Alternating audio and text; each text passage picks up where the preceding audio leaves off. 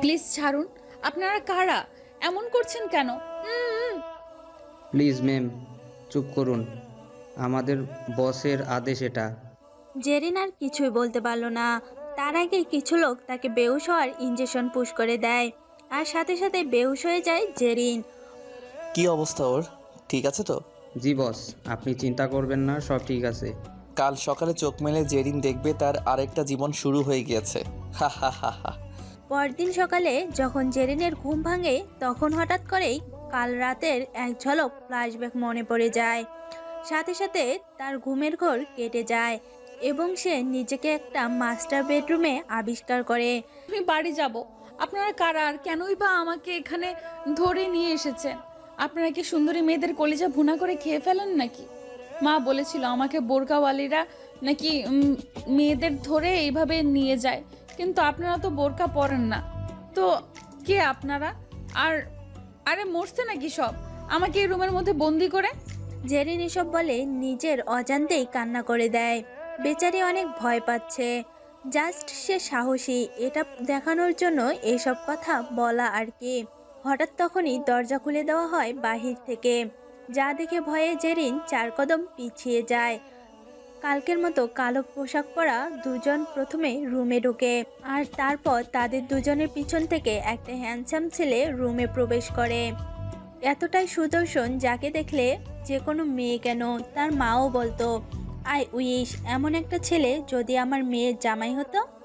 যাই হোক, ছেলেটার ফেস দেখলে সেই ফেসের পিছনে লুকিয়ে থাকা আসল রূপটা কেউ কখনো টের পাবে না। জেরিন যখনই সেই হ্যান্ডসামকে রেগে কিছু বলতে যাবে, তখনই সেই হ্যান্ডসাম জেরিনের হাত শক্ত করে ধরে তাকে নিজের কাছে টেনে নিয়ে ডিপলিভাবে বলে, এইসব আমি এত নয়েজ লাইক করি না বেবি গার্ল। নেক্সট টাইম যেন এমনটা না হয়, মাইন্ড ইট। আপনার কি মাথায় প্রবলেম আছে নাকি? ও বুঝেছি, আপনি এদের সেই বস, তাই না?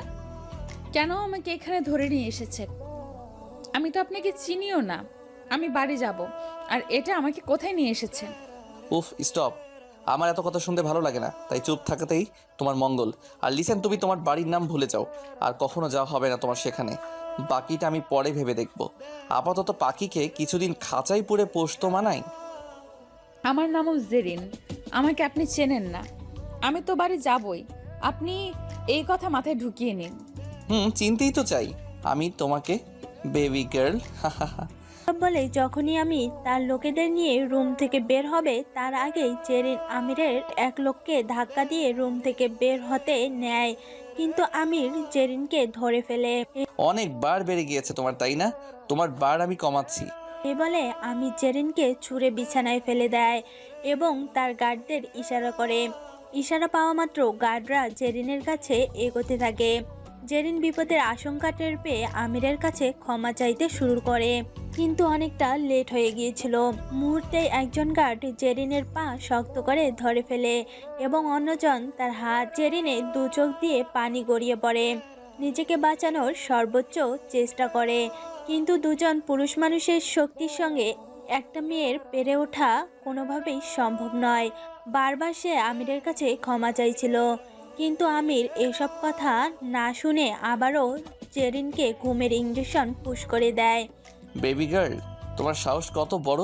তুমি আমার সামনে থেকে পালানোর চেষ্টা করেছো, এত বড় দুঃসাহস দেখিয়েছো, তার জন্য তোমাকে শাস্তি তো পেতে হতোই। এবার শান্ত বাচ্চার মতো ঘুমিয়ে থাকো।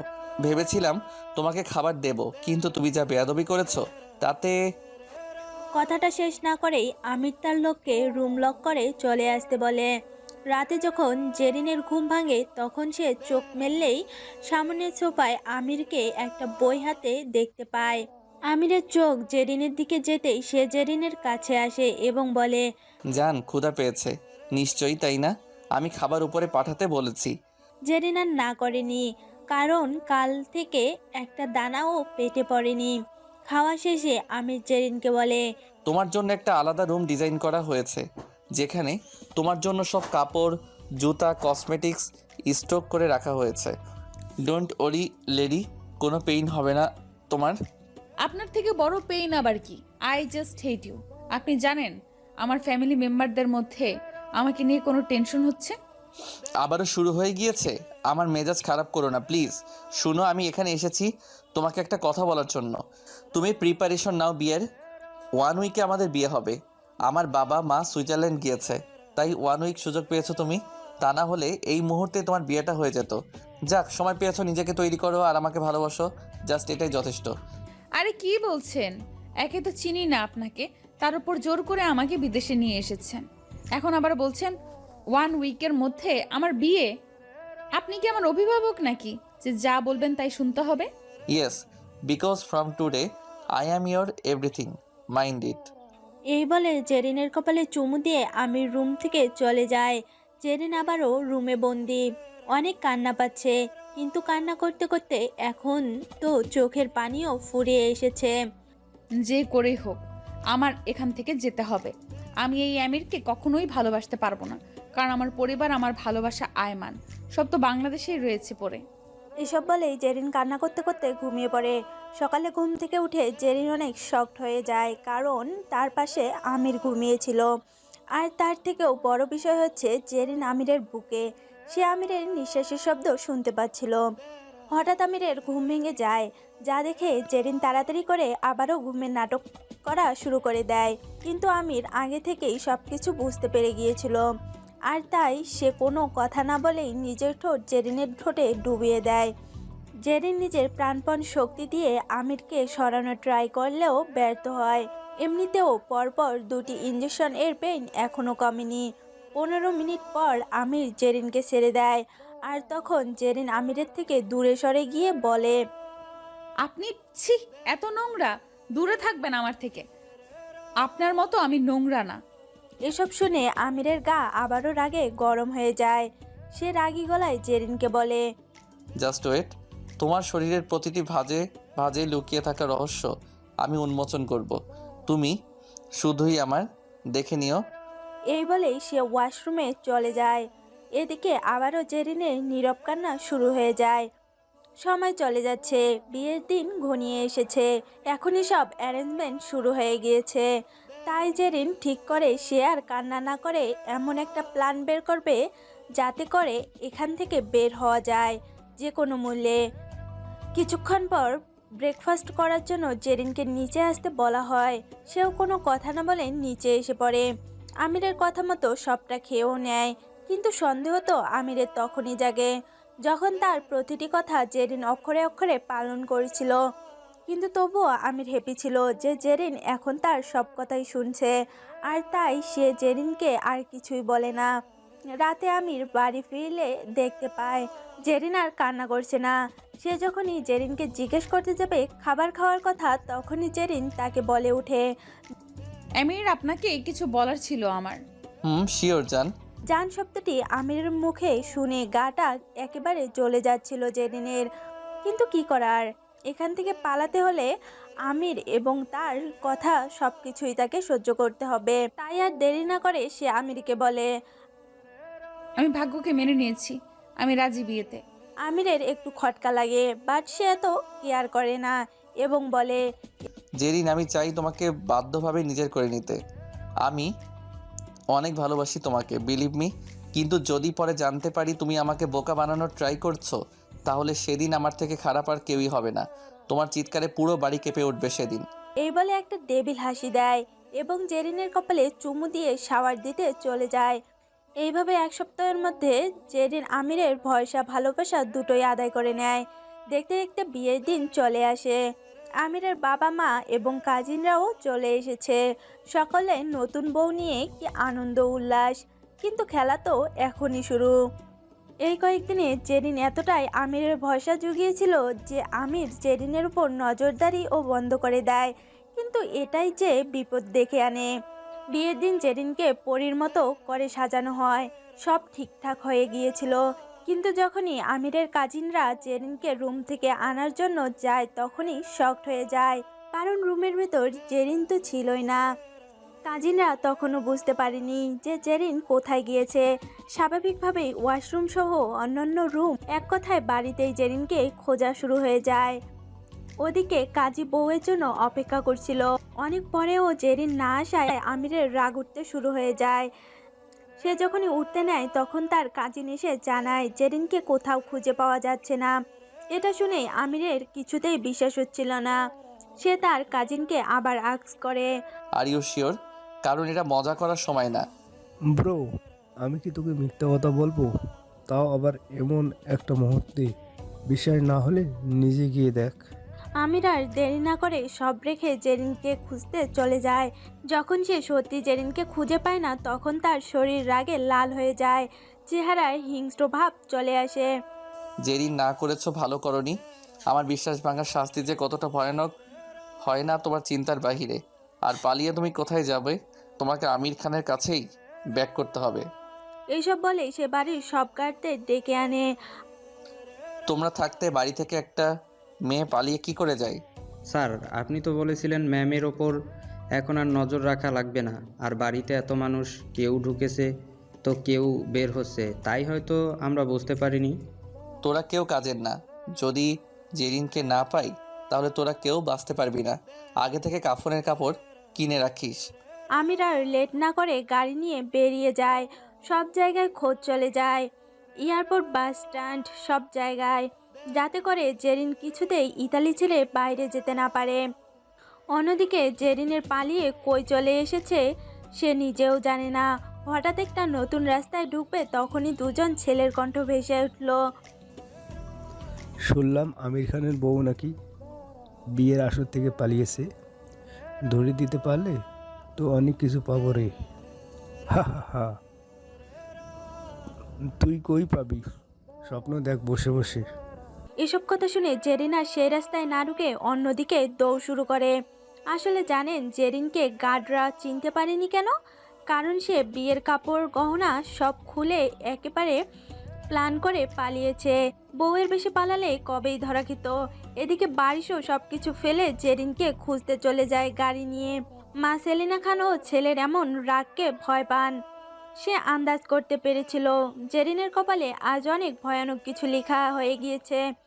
ওদিকে জেরিন পালাতে পালাতে একটা নির্জন এলাকায় চলে আসে, যেখানে জনমানুষের আনাগোনা একেবারেই কম ছিল। তাই সে সিদ্ধান্ত নেয় আজকের রাতটা এখানেই কোথাও কাটিয়ে দেবে। রাতটা কোনো মতে কাটাতে পারলেই হয়, সকালে সে নিজের কোনো একটা ব্যবস্থা করে নিবে। এতখানি পথ হেঁটে এসেছে, কিন্তু একটা বাড়ি পর্যন্ত জেরিনের চোখে পড়েনি। হঠাৎ করেই সে দূরে একটা ছোট্ট বাড়ি দেখতে পায়। বাড়িটা দেখে সে অনেক নিশ্চিন্ত বোধ করে এবং তাড়াতাড়ি সে বাড়িতে গিয়ে নক করা শুরু করে দেয়। ভেতর থেকে একটা বৃদ্ধা মহিলা বের হয়ে আসে। আমার না অনেক বিপদ। আজকে রাতে কি আমাকে এখানে থাকতে দেওয়া যাবে? আমি এখানে নতুন, কোনো কিছুই চিনি না, ভুল করে এখানে চলে এসেছি। প্লিজ আমাকে একটা রাত থাকতে দিন, আমি সকালবেলা চলে যাব। মহিলাটি প্রথমে রাজি হচ্ছিল না, পরে আল্লাহ জানে কি ভেবে রাজি হয়ে গেল। রাতে জেরিন বুড়ো দম্পতির সাথেই ডিনার করে এবং তারা তাকে একটি ছোট্ট রুম দেয় ঘুমানোর জন্য। জেরিন এতেই যেন অনেকটা হ্যাপি ছিল। এভাবেই জেরিন হঠাৎ করে ঘুমিয়ে পড়ে। রাত 2টার দিকে হঠাৎ করে জেরিনের পানি পিপাসা লাগে, আর তাই পানি খাওয়ার জন্য সে খাবার টেবিলের কাছে যেতেই হঠাৎ করে দরজায় কলিং বেল বেজে ওঠে। জেরিনের কেমন জানি একটা ভয় কাজ করতে শুরু করে দেয় মনের ভিতর। একবার নয়, বারবার কলিং বেলটা যখন প্রচণ্ড পরিমাণে বাজছিল, তখন বৃদ্ধা মহিলা এবং তার স্বামী রুম থেকে বেরিয়ে আসে। তারা দুজনেই জেরিনকে জিজ্ঞাসা করে, বাহিরে কে? আর এত কলিং বেল চাপছে কেন মাঝরাতে? জেরিন কোনো প্রশ্নের উত্তর দেয় না এবং বলে, আমি জানি না, আমার ভয় লাগছে, তাই আমি দরজা খুলিনি। আচ্ছা, তুমি রুমে গিয়ে ঘুমিয়ে পড়ো, আমরা দেখছি বাইরে কে এসেছে। এই বলে তারা জেরিনকে তার রুমে পাঠিয়ে দেয়। পানির বোতল নিয়ে সোজা জেরিন নিজের রুমে গিয়ে দরজা বন্ধ করে দেয়। এক বোতল পানি এক নিমিষেই শেষ হয়ে যায়, কিন্তু তৃষ্ণা, চিন্তা, ভয় কোনোটাই কিছুতেই শেষ হচ্ছিল না। এদিকে দরজা খুলতেই বৃদ্ধ মহিলাটি এবং তার স্বামী এমন কিছু দেখতে পায় যার জন্য তারা প্রস্তুত ছিল না। আসলে তারা দরজা খুলতেই কিছু কালো পোশাক পরা লোককে দেখতে পায়, যারা তাদের ধাক্কা দিয়ে বাড়ির মধ্যে ঢুকে পড়ে। আরে, কে আপনারা? আর এত রাতে না বলে বাড়ির মধ্যে কেন ঢুকছেন? ওই মেয়েটা কই যে এখানে এসেছে? কোন মেয়ের কথা বলছেন? কোনো মেয়ের খবর জানি না আমরা। নাটক করবি না বুড়ি। এই বলে তাদের ধাক্কা দিয়ে জেরিন যেই রুমে ছিল ওই রুমের দরজা জোরে জোরে নক করতে লাগে। জেরিন বুঝতে পেরে গিয়েছিল, তাই ভয়ে চুপ করে বসে থাকে। কিন্তু লোকগুলো একসময় দরজা ভেঙে ফেলে। রুমের এক কোণে জেরিন ভয়ে বসেছিল, আর তখনই রুমের মধ্যে আমির প্রবেশ করে। এটা দেখেই তো ভয়ে তার হার্টবিট আরও বেড়ে যায়। আমির কোনো জবাব না দিয়েই জেরিনকে টেনে রুম থেকে বের করে আনে, তারপর গাড়িতে উঠায়। জেরিন অনেক চেষ্টা করে পালানোর, বাট সে ব্যর্থ হয়। আমির জেরিনকে বাড়ি নিয়ে গিয়ে এক চড় মেরে বিছানায় ফেলে দেয়, তারপর বলে, তুই এখনো আমাকে চিনিসনি। আজ থেকে তোর জাহান্নাম শুরু হবে। আমাকে ধোকা দেওয়ার শাস্তি কি তা তুই ভালো করে এখন টের পাবি। আজ রাতে তোকে হালালভাবে আমার পাওয়ার কথা ছিল, কিন্তু তোর কপাল তুই খেয়েছিস। গেস্টদের সামনে আমার ফ্যামিলি মেম্বাররা তোর জন্য ছোট হয়েছে। দেখ কি হাল করি। প্লিজ মাফ করে দেন, আর হবে না এমন কিছু। Shut up. এই বলে সে নিজের শার্ট খুলতে শুরু করে এবং জেরিনের দিকে এগোতে লাগে। একটু একটু করে জেরিন ভয়ে পিছোতে লাগে, কিন্তু এখন কি আর এসবে লাভ হবে? হঠাৎ আমি জেরিনের এক হাত শক্ত করে খাটের সাথে লাগানো হ্যান্ডস্কাপ দিয়ে লক করে দেয়। জেরিন শরীরে সব শক্তি খাটিয়ে দিচ্ছে, কিন্তু কোনো লাভ হচ্ছে না।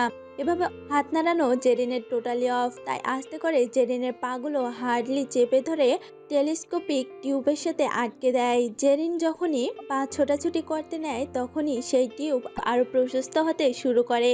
কি জান, কিছুতেই তোমার কোনো কাজ হচ্ছে না?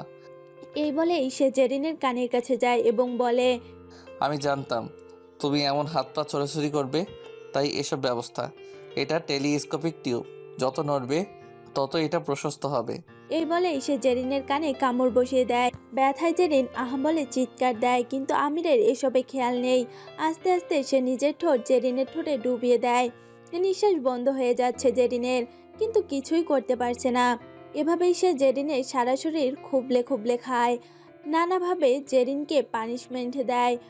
2 ঘন্টা পর তার স্বার্থ হাসিল হয়ে গেলে ক্লান্ত শরীর নিয়ে জেরিনের উপর থেকে নেমে ঘুমাতে চলে যায়। এদিকে জেরিনের সারা শরীর ব্যথায় শেষ হয়ে যাচ্ছিল। আজ সত্যি তার চিৎকারে পুরো বাড়ি কেঁপে উঠছিল, কিন্তু কেউ তাকে বাঁচাতে আসেনি। এই অসহ্য যন্ত্রণার কারণে সে ব্যথায় আর্তনাদ করতে করতে জেরিন কখন ঘুমিয়ে পড়েছে সে নিজেও জানে না। সকালে যখন ঘুম থেকে জেগে ওঠে, তখন সে দেখতে পায় সে আমিরের বুকের মধ্যে। তাড়াতাড়ি করে নিজেকে ছাড়িয়ে নেয়। আমির তখনও ঘুমাচ্ছিল। জেরিনের হাত পা রাতে চাহিদা পূরণ হওয়ার পরপরই খুলে দিয়েছিল, তাই বিছানা থেকে উঠে সে আয়নার কাছে যায়। ছি, কি হাল করেছে! সারাটা শরীরে ওই নোংরা লোকটার নোংরামির চিহ্ন। এখনও সারা শরীর ব্যথা করছে। হঠাৎ পেছন থেকে শব্দ আসে।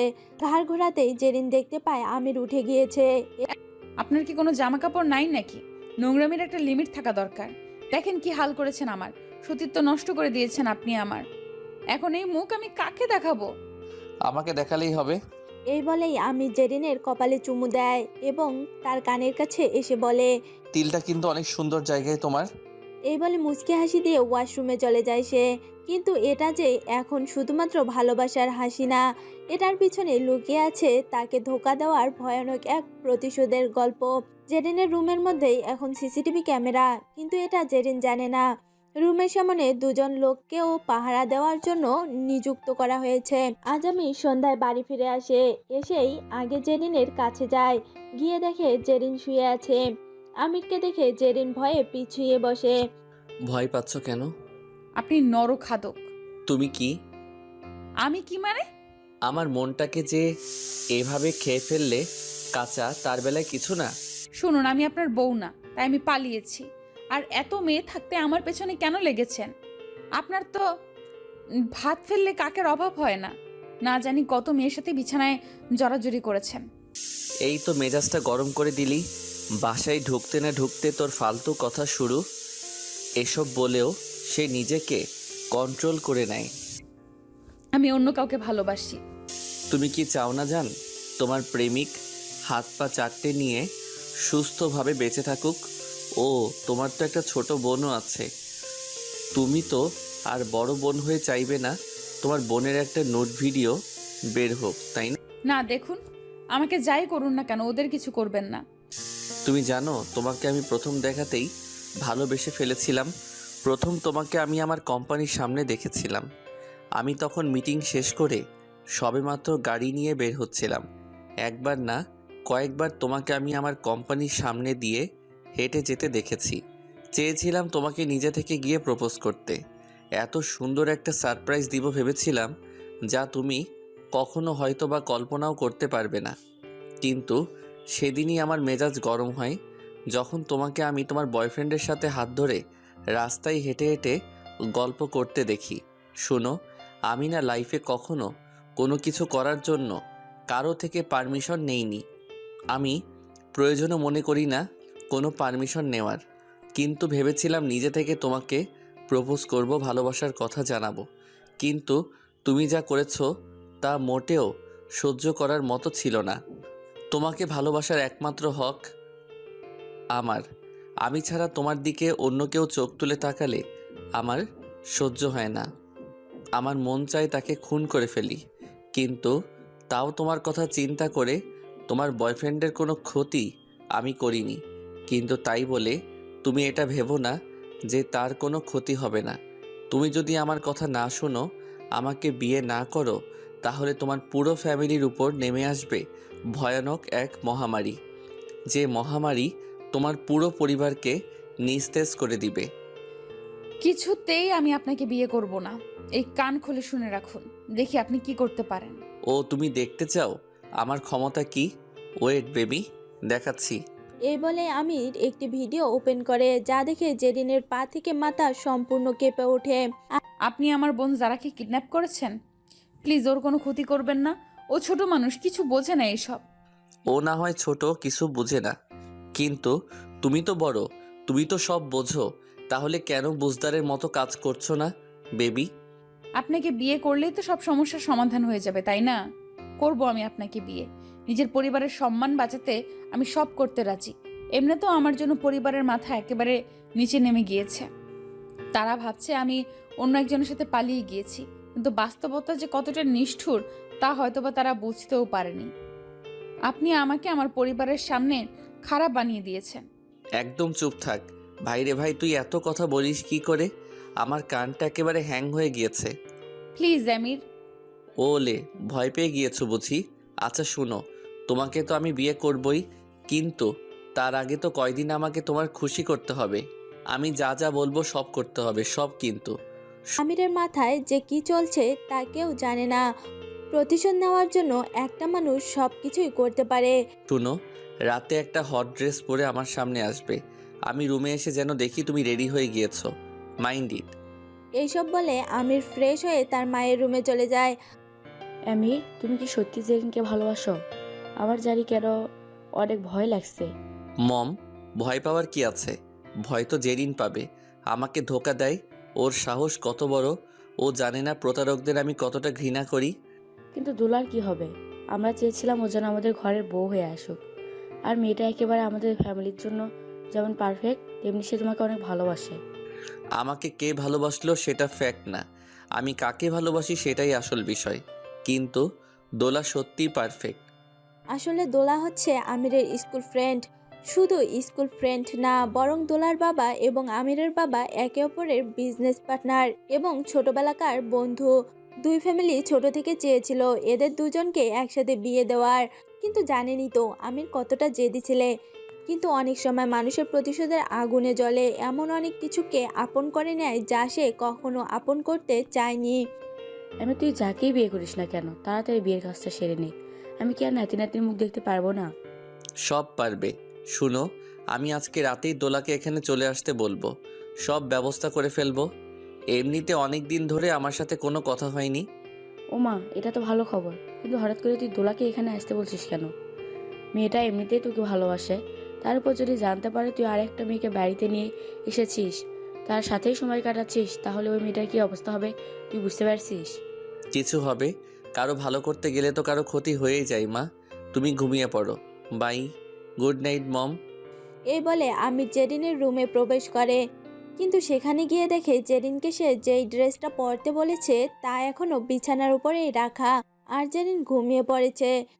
এসব দেখে আমিরের আরও রাগ উঠে যায় এবং সে একটা দিয়ে জেরিনকে ঘুমের ভেতরেই বিছানা থেকে ফেলে দেয়।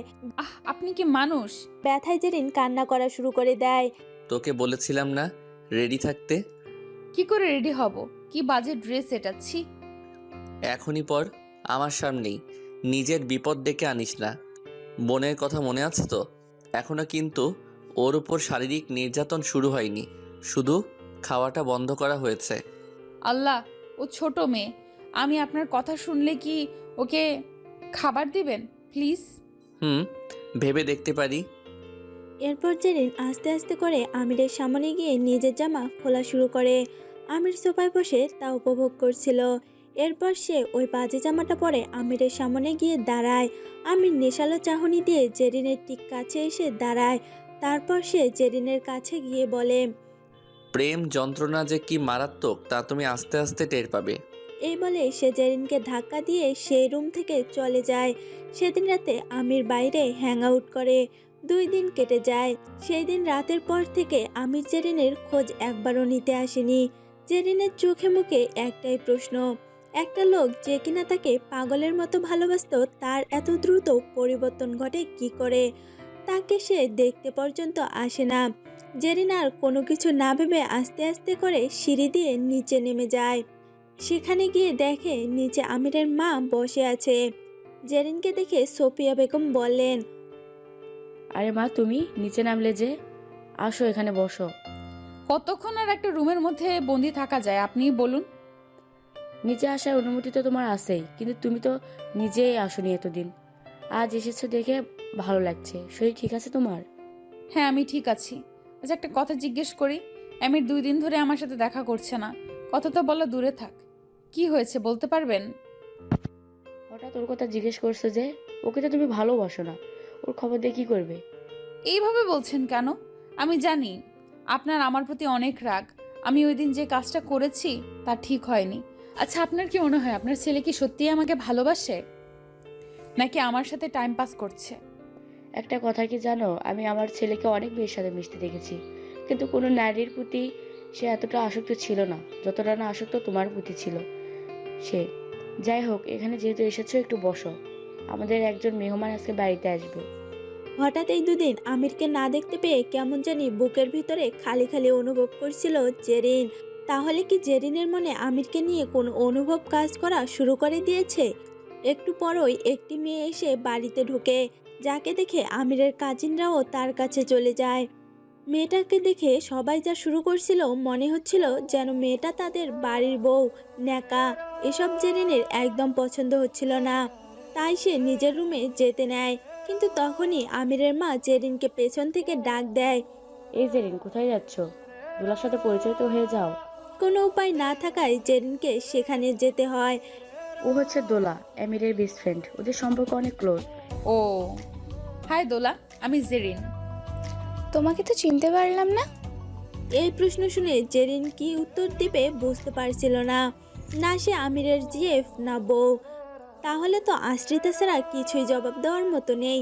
জেরিনকে চুপ থাকতে দেখে সোফিয়া দোলাকে বলে, আরে বাদ দাও না, তুমি গিয়ে আগে রেস্ট করো, তোমার রুম ওপরেই রেডি করা আছে। জেরিনের বুকটা কেমন জানি করছিল। কেন এত মনে পড়ছিল আমিরের কথা। সে আর এক মুহূর্ত দাঁড়িয়ে না থেকে নিজের রুমে চলে যায়। রুমের মধ্যে দরজা লাগিয়ে কান্না করা শুরু করে দেয়। এখন আর তাকে পাহারা দেওয়ার মতো গার্ড নেই। ইচ্ছে করলেই সে পালাতে পারে, কিন্তু আর ইচ্ছে হচ্ছে না তার। এই জীবনটাকেই সে মেনে নিয়েছে। এটাই যেন তার বর্তমান আর ভবিষ্যৎ। আজ কেন জানি বাড়িতে একটু বেশি হই হট্টগোল। সবাই দোলাকে নিয়ে ব্যস্ত। সবাই কত পছন্দ করে ওকে, কিন্তু আমিরের কাজিনরা তো কখনো আমার সাথে কথাও বলেনি। হঠাৎ করে জেরিনের ডোর নক করা হয়। আসতে পারি? জি। তোমার শরীর ভালো আছে? কিন্তু আমার খোঁজ নিচ্ছ কেন আদিল? চিন্তা হয় তোমার জন্য। আমি ভাইয়ার জন্য তোমার সাথে কথা বলতে পারি না। আমার মনে হয় ভাইয়া তোমাকে ভালোবাসে না। ও অনেক কষ্ট দিয়েছে তোমাকে, আমি জানি। এসব শুনে জেরিনের মনে মনে ভাবতে লাগে, ইস, এক ভাই নরখাদক আর একটা নিষ্পাপ কেমন। ওর নাম আদিল, আমিরের ছোট ভাই। দেখতে মাশাআল্লাহ অনেক হ্যান্ডসাম, অনেক ভালো ব্যবহার। ওর সাথে 2-1 বার যখনই জেরিনের দেখা হয়েছিল, তখনই দূর থেকে হলেও জেরিনের রক্ষা করতে চেয়েছে সে। কিন্তু আমিরকে তো আপনারা চেনেনি। এখন আর আমির জেরিনের খোঁজ নেয় না। জেরিন কার সাথে কথা বলল কি না বলল সেই দিকেও খেয়াল রাখে না। এই 2 দিনে আদিলের সাথে জেরিনের অনেকটা ভাব হয়ে গিয়েছে। তোমাকে একটা জিনিস দেখাবো জেরিন। দেখাও। এই বলে সে এক বক্স চকলেট নিয়ে আসে জেরিনের জন্য। পাও, আমার চকলেট অনেক ভালো লাগে। হ্যাপি হয়েছো? অনেক। এই বলে জেরিন খিলখিল করে হাসা শুরু করে দেয়। মাশাল্লাহ, কি সুন্দর হাসি তোমার। এভাবে সব সময় হাসতে পারো না? এইভাবে সব সময় চকলেট আনতে পারো না? এই বলে দুজনেই হাসা শুরু করে। আদিল এক মায়াবী চাহনিতে জেরিনের দিকে চেয়েছিল, আর জেরিন তো তার খাওয়া নিয়ে বিজি। এটা ওই আদিল, আমির কখন আসবে? সে তো অনেক আগেই চলে এসেছে। এত তাড়াতাড়ি আজ? আসবে না, তার দোলা যে এসেছে। শুনে জেরিনের মুখটা কালো হয়ে যায়। তার দোলা মানে? বাদ দাও না প্লিজ। আমি নিচে যাব। ওদের সবার মাঝে ওরা কেউ পছন্দ করে না তোমাকে, তুমি বুঝো। তবুও যাব। তুমিও চলো আমার সাথে। ওকে মাই ডিয়ার। এরপর তারা দুজন একসাথে সিঁড়ি দিয়ে নিচে নামা শুরু করে। নিচ থেকে এটা দেখে সবার মুখ কালো হয়ে যায়। আদিলকে দেখে না, বরং জেরিনকে দেখে। হঠাৎ আমিরের চোখে পড়ে জেরিনের দিকে। জেরিনকে দেখে আমির দোলার মুখে আসা চুলগুলো ঠিক করে দিতে লাগে। দোলাও অনেক হ্যাপি, সে সবসময় এমনটাই চেয়েছিল। হঠাৎ জেরিনকে দেখে দোলা আদিলকে বলে ওঠে, ও কি তোমার জিএফ নাকি বউ? অনেক সুন্দর মানিয়েছে তোমাদের। এটা শুনে আমিরের মুখ রাগে লাল হয়ে গেলেও সে চুপ হয়ে থাকে। আর জেরিন তো লজ্জায় নিচের দিকে চেয়েছিল। জানতাম ভালোই মানাবে আমাদের। এই বলে হাসা শুরু করে দেয় আদিল। আরে না দোলা, জেরিন আদিলের ফ্রেন্ড, এখানে বেড়াতে এসেছে সে। এই কথা শুনে বাড়ির লোকেরা না যতটুকু অবাক হয়, তার থেকেও বেশি জেরিন অবাক হয়। মনে মনে ভাবতে লাগে, এত তাড়াতাড়ি আমাকে পর করে দিল লোকটা। আমাকে না সে ভালোবাসতো। আদিল নিজেও কি বলবে বুঝতে পারছিল না। তাই জেরিনকে সে নিজের রুমে নিয়ে যায়। বলেছিলাম না নিচে যাওয়ার কোনো দরকার নেই। শুনলে তো ভাইয়া কি বলেছে? আমাকে না ও ভালোবাসতো। আরে তুমি অনেক বোকা। ও একটা টক্সিক লাভার, হাজারো মেয়েকে ও এইভাবেই ছেড়ে দিয়েছে। আর একটা কথা, দোলা আপুকে জানো? আম্মির ভাইয়ার বাগদত্তা। বাগদত্তা মানে হলো আমার বাবা মা এবং দোলা আপুর বাবা মা ছোটবেলা থেকে চেয়েছিল আমির আর তোর বিয়ে হোক। তাদের বিয়ে পুরোপুরিভাবে ঠিক হয়ে গিয়েছিল, কিন্তু তার আগে দিয়ে ভাইয়া বাংলাদেশে যায়, আর সেখান থেকে আমার সাথে দেখা হয়, তোমাকে ভালো লেগে যায়। তারপর আর কি, তোমাকে এখানে আনার পর তো ওদের বিয়ে স্কিপ হয়ে যায়। সব কিছু বুঝলাম, মেনেও না হয় নিলাম, কিন্তু এই মেয়ে এখন এখানে কেন এসেছে? মেবি দেখো ভাইয়া, আর তার বিয়ে এই নার হয়ে যাবে, কারণ শুনলাই ভাইয়া ওকে এখানে আনিয়েছে। মজা করছো আমার সাথে তুমি? আমি কি করব? কোথায় যাব আমি এখন? এই বলে জেরিন কান্না করতে লাগে। কান্না করতে করতে সেই রুমেই ঘুমিয়ে পড়ে জেরিন। তাই আদিল আর তাকে ডিস্টার্ব না করে সোফায় ঘুমিয়ে পড়ে। সকালে আমির জেরিনের রুমে যায়, একটা ইম্পর্ট্যান্ট ফাইল খুঁজতে যায়। গিয়ে দেখে দরজা খোলায় রুমের। ভিতরে গিয়ে সে অবাক হয়, কারণ রুমের মধ্যে জেরিন ছিল না। তাই কাউকে না জানিয়ে জেরিনকে এ রুমে ও রুমে খুঁজতে লাগে। এদিকে জেরিনের ঘুম যখনই ভাঙে তখনই সে দেখতে পায় জেরিন আদিলের রুমে, আর আদিল সোফায় ঘুমিয়ে আছে। এসব দেখে সে কি করবে বুঝতে পারছিল না। তাই সে তাড়াতাড়ি করে আদিলকে ঘুম থেকে জাগিয়ে তোলে। এই আদিল, ওঠো, তুমি আমাকে রাতে জাগাওনি কেন? ঘুমের চোখে বলে, ঘুমন্ত পরীকে কি করে জাগাই বলো? ও ফাদিল, কি বলছো? সারা রাত ঘুমাতে তোমার অনেক কষ্ট হয়েছে তাই না? ওঠো, এখন বিছানায় এসে ঘুমাও। Okay madam. এদিকে জেরিনকে খুঁজতে খুঁজতে আমির যখন আদিলের রুমের সামনে গিয়ে যেতে নেয়, তখনই সেই রুম থেকে জেরিন বের হয়। আর এটা দেখে আমির অনেক বেশি অবাক হয়। জেরিনও আমিরকে এখানে আশা করেনি। জেরিন এত সকালে তুমি এই রুম থেকে কেন বের হচ্ছ? ওয়েট, আমি বলছি। আসলে কাল রাতে আমি এখানে ঘুমিয়ে পড়েছিলাম। হোয়াট? কি বলছো তুমি এসব? আদিল কোথায়? ও তো রুমে ঘুমাচ্ছে। যা শুনে আমিরের মাথা পুরো গরম হয়ে যায় এবং সে তাড়াতাড়ি করে আদিলের রুমে গিয়ে দেখে ছেলেটা ঘুমাচ্ছে। কোনো শব্দ না করে বাইরে আসে এবং জেরিনকে বলে, রাতে বেডে ঘুমিয়েছিলে? কেন? আমির আর কিছু বলে না, সোজা জেরিনকে টানতে টানতে তার রুমে নিয়ে যায় এবং দরজা লাগিয়ে দেয়। এই হলো, এমন করছো কেন? তুই যে নষ্টা মেয়ে, এটা আমি ভাবতেও পারিনি। শেষমেশ আমার ছোট ভাইয়ের সাথে রাত কাটিয়েছিল। ছি, একটু ভাবলি না যে ওটা আমার ভাই? ভুল বুঝছো তুমি আমাকে। চুপ একদম। বলে আমিরের মুখ আর হাত পেছন থেকে বেঁধে দেয়, তারপর সিগারেট খাওয়া শুরু করে। এই জেরিনের দিকে হায়না দৃষ্টিতে তাকিয়ে থাকে। একসময় সে জেরিনের গায়ে জামাটা টান দিয়ে ছিঁড়ে ফেলে।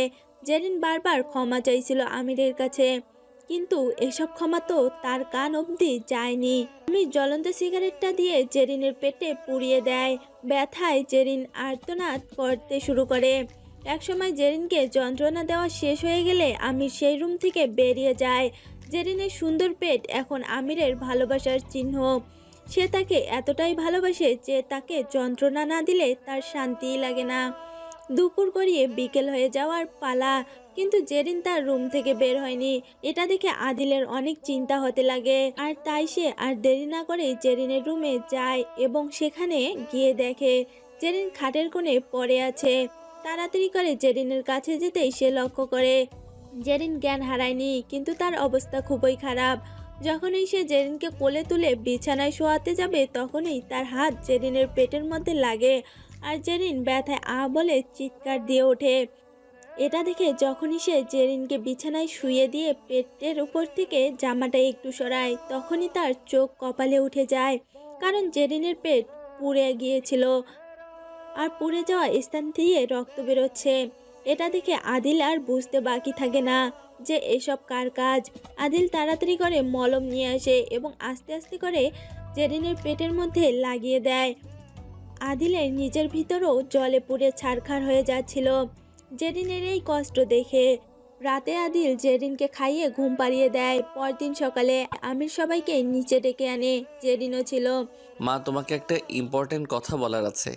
আমি চাই জেরিন তার রুমটা খালি করে দিক, কারণ ওই রুমটা আমার পাশেই, আর আমি চাই আজ থেকে সেখানে দোলা থাকুক। জেরিনের এইসব শুনে চোখ দিয়ে পানি গড়িয়ে পড়ে। এত নিষ্ঠুর মানুষ কি কখনো ভালোবাসার যোগ্য হতে পারে?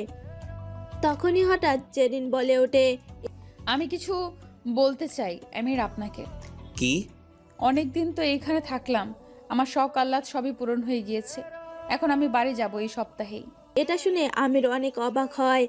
এখন কেন যেতে চাইছো? বাড়িতে অনেক কাজ আছে আমার, আর এখানে তো অনেক থাকলাম। এই বলে জেরিন তার রুমে যখনই যেতে নেয় তখনই আমির তাকে বাধা দেয় এবং বলে, আমার কথা তো এখনো শেষ হয়নি। আবার কি কথা? আমি একটা সিদ্ধান্ত নিয়েছি, আর তা হলো আমি দোলাকে বিয়ে করব। এসব শুনে জেরিন এইবার পুরো নির্বাক হয়ে যায়। হায় রে ভাগ্য, এ কেমন পরীক্ষা!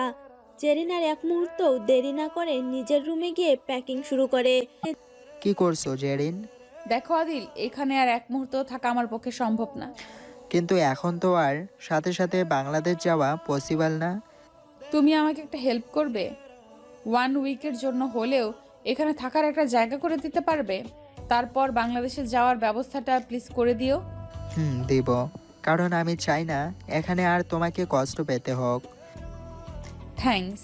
দিন ওই রাতে আদিলের রুমে জেরিন যায় তার সিদ্ধান্ত জানাতে, কিন্তু সেখানে গিয়ে দেখে দোলা আর আমির একে অপরের সাথে কি যেন নিয়ে একটা কথা বলছে।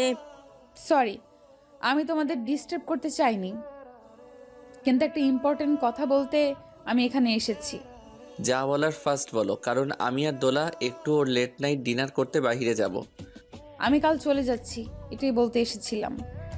আরে জেরিন, সামনে আমাদের বিয়ে, আর এখন তুমি চলে যাবে? আমি বাহিরের মানুষ তোলা, তোমাদের মাঝে থেকে পথের কাটা হতে চাই না। আমির আর কিছু বলে না। জেরিন যখন সেখান থেকে গিয়ে নিজের রুমে ব্যালকনিতে দাঁড়ায় তখন হঠাৎ করে সেখানে আমির চলে আসে এবং তাকে জিজ্ঞাসা করে, তুমি আমার অনুমতি ছাড়া এ বাড়ি থেকে চলে যাওয়ার সিদ্ধান্ত কি করে নিয়েছে জেরিন? ও মা, আমি এই বাড়ি থেকে চলে যাব বলে আমাকে তোমার থেকে অনুমতি নিতে হবে, তাই না? আর তুমি যে আমাকে অনুমতি ছাড়া অন্য একটা মেয়েকে বাড়ির বউ করে এনেছো, তার বেলায় জানি একসময় আমি তোমাকে ধোকা দিয়েছিলাম, কিন্তু সেই ধোকা দেওয়াটা পুরোটাই স্বাভাবিক ছিল।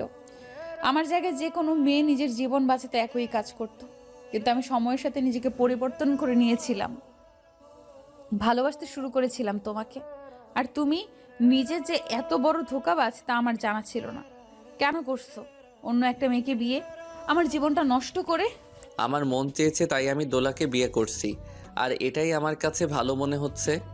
ও, তোমার যা ইচ্ছা হবে তুমি তাই করবে। ইচ্ছে হলে একটা মেয়েকে বাংলাদেশ থেকে কিডন্যাপ করে বাইরের কান্ট্রিতে নিয়ে আসবে, ইচ্ছে হলে সেই মেয়েটাকে ইউজ করবে, আবার ছুঁড়ে ফেলে দিবে। ওয়াও, থাকো তুমি তোমার লাইফ নিয়ে হ্যাপি। চিরদিনের মতো চলে যাচ্ছি আমি তোমার জীবন থেকে। প্লিজ যেও না, বাকি জীবনটা এখানেই কাটিয়ে দাও না। বাড়িতে গেলে তোমাকে আর মেনেও নিবে না। একটা কথাও বলবে না। আমি কি করব না করব, কোথায় থাকবো না থাকবো, সব কিছু এখন থেকে আমি ঠিক করব।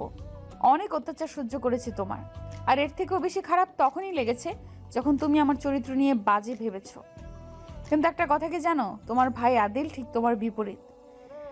সে মানুষ হিসেবে যতটা না পারফেক্ট, একজন লাইফ পার্টনার হিসেবেও তেমনই পারফেক্ট। নিঃসন্দেহে তার জীবনে যেই নারী আছে সেই নারী ভাগ্যবতী হবে। আসলে তোর মতো মেয়েদের না ক্যারেক্টারলেস। আমাকে দিয়ে তো তোর হয়নি। এখন আমার ভাইকে সরল সোজা পেয়ে, ওর টাকা পয়সা আছে, সব কিছু আছে, তাই ওর পিছনে লেগেছিস। তোর যেখানে খুশি সেখানে যেতে পারিস। তুই মরলে আমি আরও বেশি খুশি হব। এইসব বলে আমির সেখান থেকে চলে যায় আর জেরিন অঝরে কান্না করতে লাগে। পরের দিন জেরিন সবাইকে বিদায় দিয়ে ওই বাড়িটা ছেড়ে চলে যায়। আদিল সবাইকে জানায় সে জেরিনের বাংলাদেশে যাওয়ার ব্যবস্থা হয়ে গিয়েছে, আর তাই সে জেরিনকে এয়ারপোর্টে পৌঁছে দেওয়ার জন্য তার সাথে যাচ্ছে। কিন্তু কেউ আসলে তাদের মধ্যকার আসল সত্যটা জানে না যে জেরিন বাংলাদেশে না গিয়ে আরও 1 সপ্তাহ এই দেশেই থাকবে। 3 ঘন্টা জার্নির পর আদিল এবং জেরিন একটা জায়গায় গিয়ে পৌঁছায়। জায়গাটা শহর থেকে একেবারে বাইরে, একটা নির্জন এবং পুরোটাই অনেক সুন্দর একটা পরিবেশ। দূর দূর পাহাড় ছাড়া আর কিছুই দেখা যায় না। ওয়াও, এই জায়গাটা অনেক সুন্দর। জানো, আমি যখন তোমাদের বাড়ি থেকে পালিয়ে গিয়েছিলাম তখন আমি যে কোথায় একটা নির্জন জায়গায় চলে এসেছিলাম নিজেও বুঝতে পারিনি, কিন্তু ওই জায়গাটার থেকেও এই জায়গাটা আরও বেশি সুন্দর। হ্যাঁ মাই ডিয়ার, সুন্দর মানুষের জন্য সুন্দর জায়গা। এখানে কেউ তোমাকে বিরক্ত করতে পারবে না। তোমার খোঁজ শুধুমাত্র আমি আর প্রকৃতি ছাড়া কেউই জানবে না। প্রকৃতি যদি তোমার ভাইয়ের মতো বেঈমান হয়ে তাকে আমার খোঁজ দিয়ে দেয়? মাই ডিয়ার, প্রকৃতির মানুষের মতো বেইমান হয় না। শোনো, আগে রুমে চলো, তারপর যত মন চায় বলবে। তোমার জন্য সব কিছুর ব্যবস্থা করে রেখেছি। এ বাড়িতে একজন কেয়ারটেকার এবং একজন আয়া আছে। ইস, বাড়িটা কি সুন্দর কাঠের তৈরি। আদিল জেরিনের হাসি মুখের দিকে তাকিয়ে এক দূর ভাবনায় হারিয়ে যায়। কিছুক্ষণ পর তারা দুজনেই ফ্রেশ হয়ে রেস্ট করতে চলে যায়। রাতে আদিল জেরিনের রুমে আসে। জেরিন, নিচে আসো আমার সাথে, সারপ্রাইজ আছে তোমার জন্য। এত রাতে আবার কিসের সারপ্রাইজ? আর কিছু খাবো, আমি ক্ষুধা লেগেছে অনেক। আরে কথা না বলে আগে আমার সাথে চলো তো। এই বলে আদিল জেরিনের চোখ কালো কাপড় দিয়ে কভার করে দেয় এবং আস্তে আস্তে করে তাকে একেবারে বাহিরে নিয়ে আসে। এইবার তোমার চোখ খুলতে পারো। এই বলে সে কালো কাপড়টা জেরিনের চোখের উপর থেকে সরাতেই জেরিন এমন কিছু দেখতে পায় যার জন্য সে প্রস্তুত ছিল না। ও ওয়াও আদিল, এত সুন্দর ডিনারের ব্যবস্থা! সব তোমার জন্য। এসবের কি দরকার ছিল? যাই হোক, অনেক ক্ষুধা পেয়েছে আমার, চলো খাই আগে।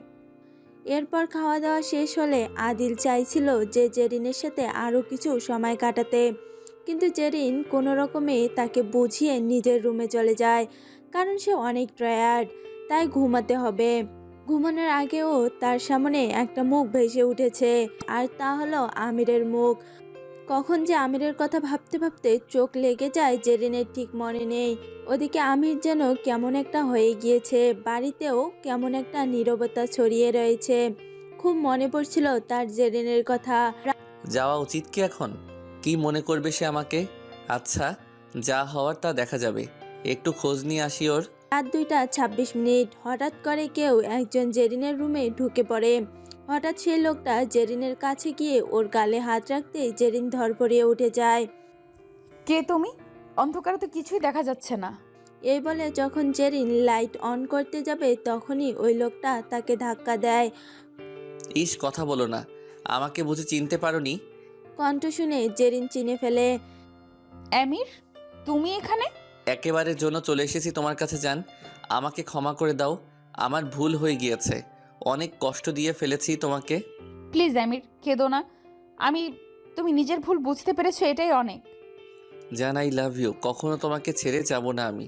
এটা শুনে জেরিন যখনই আমিরকে জড়িয়ে ধরতে যাবে তখনই সে চিৎকার করে ঘুম থেকে উঠে যায়। চিৎকারের শব্দ শুনে পাশের রুম থেকে আদিল দৌড়ে আসে। কি হয়েছে জেরিন? জানি না, পেটে অনেক জোরে হঠাৎ ব্যথা অনুভব করলাম। প্লিজ পানি দাও আমাকে একটু। আদিল লাইট অন করে জেরিনকে পানি দিয়ে জিজ্ঞেস করে, এত রাত হয়ে গেছে, ঘুমাওনি কেন? ঘুমিয়েছিলাম, অনেক সুন্দর একটা স্বপ্ন দেখছিলাম।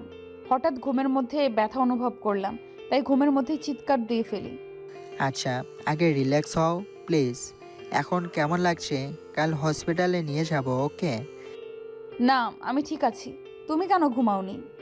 আমি লেট করে ঘুমাই, ফোন টিপছিলাম।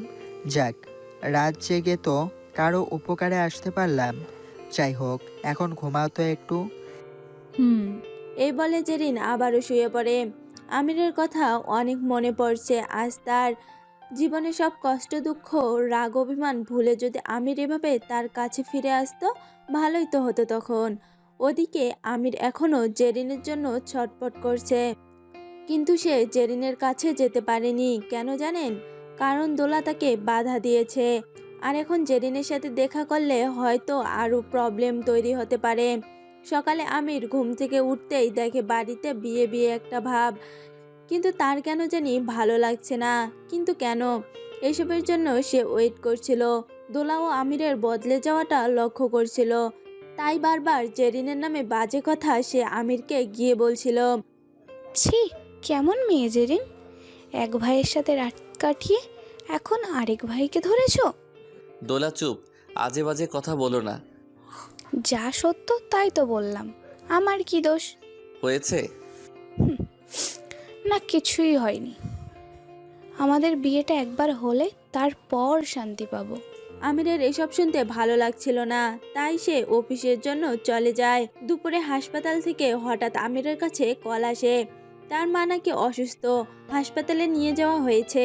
তাই আমির অফিসের সব কাজ ফেলে তাড়াতাড়ি করে তার মাকে দেখার জন্য হাসপাতালে চলে যায়। সেখানে যাওয়ার পর ডাক্তার জানায় যে তার মায়ের তেমন কিছু হয়নি, হঠাৎ করে সুগার কমে যাওয়ার কারণে এই অবস্থা। ডাক্তার কিছু ওষুধের নাম লিখে দেয় প্রেসক্রিপশনে, যা দেখে আমির তাড়াতাড়ি করে কেবিন থেকে বের হয়ে ওষুধগুলো যখনই কিনে আনতে চায় তখনই হঠাৎ করে তার আদিলের সাথে ধাক্কা লাগে। তুই এখানে কি করছিস? আমারও তো সেম প্রশ্ন, তুমি এখানে কি করছো? মাকে হাসপাতালে নিয়ে আসা হয়েছিল, তাই এখানে এসেছি। আল্লাহ, মায়ের কিছু হয়নি তো? না, মা ঠিক আছে। এবার বল, তুই এখানে কি করতে এসেছিস? আর জেরিন কোথায়? জেরিন কোথায় মানে? ও তো কবেই বাংলাদেশে চলে গিয়েছে। আর ওর কথা আমাকে কেন জিজ্ঞাসা কেন করছো? চুপ, একদম ড্রামা করবি না। তুই ভুলে যাস না আমি আমির, আর আমি যে জেরিনের সব খবর রাখি এটা তুই ভালো করেই জানিস। এতই যখন ওর খবর রাখো, তাহলে আমাকে কেন ওর কথা জিজ্ঞাসা করছো? নিজেই খুঁজে নাও না। আর শোনো, মেয়েটা যেখানে আছে ওকে একটু শান্তিতে থাকতে দাও। মেয়েটা যে তোর সাথেই আছে আমি ওইটা ভালো করেই জানি। কই লুকিয়ে রেখেছিস সেটা বল, তা না হলে কিন্তু আমাকে অন্য কিছু ভাবতে হবে। As you are wish bro. তখনই হঠাৎ করে পাশের কেবিন থেকে নার্স বের হয়ে বলে, পেশেন্টের বাড়ির লোক কি? আদিল বলে ওঠে, আমি। আপনাকে ডাক্তার ভেতরে ডাকছে। যা শুনে আদিল ভিতরে চলে যায়। আর তখনই আমির সেখানে যায়। সেখানে গিয়ে আমির অনেক অবাক হয়, কারণ ভিতরে জেরিন ছিল। আমির যখনই জেরিনের কাছে যেতে নেয় তখনই আদিল তাকে বাধা দেয়। এখন দেখছো না ও বিশ্রাম নিচ্ছে, কেন বিরক্ত করতে এখানে এসেছো? কি হয়েছে ওর? কি করেছিস তুই ওর সাথে? আমাকে কি নিজের মতো পেয়েছো নাকি? মেয়ে মানুষের গায়ে তো কাপুরুষরা হাত তোলে। বেশি বলে ফেলছিস না দিন।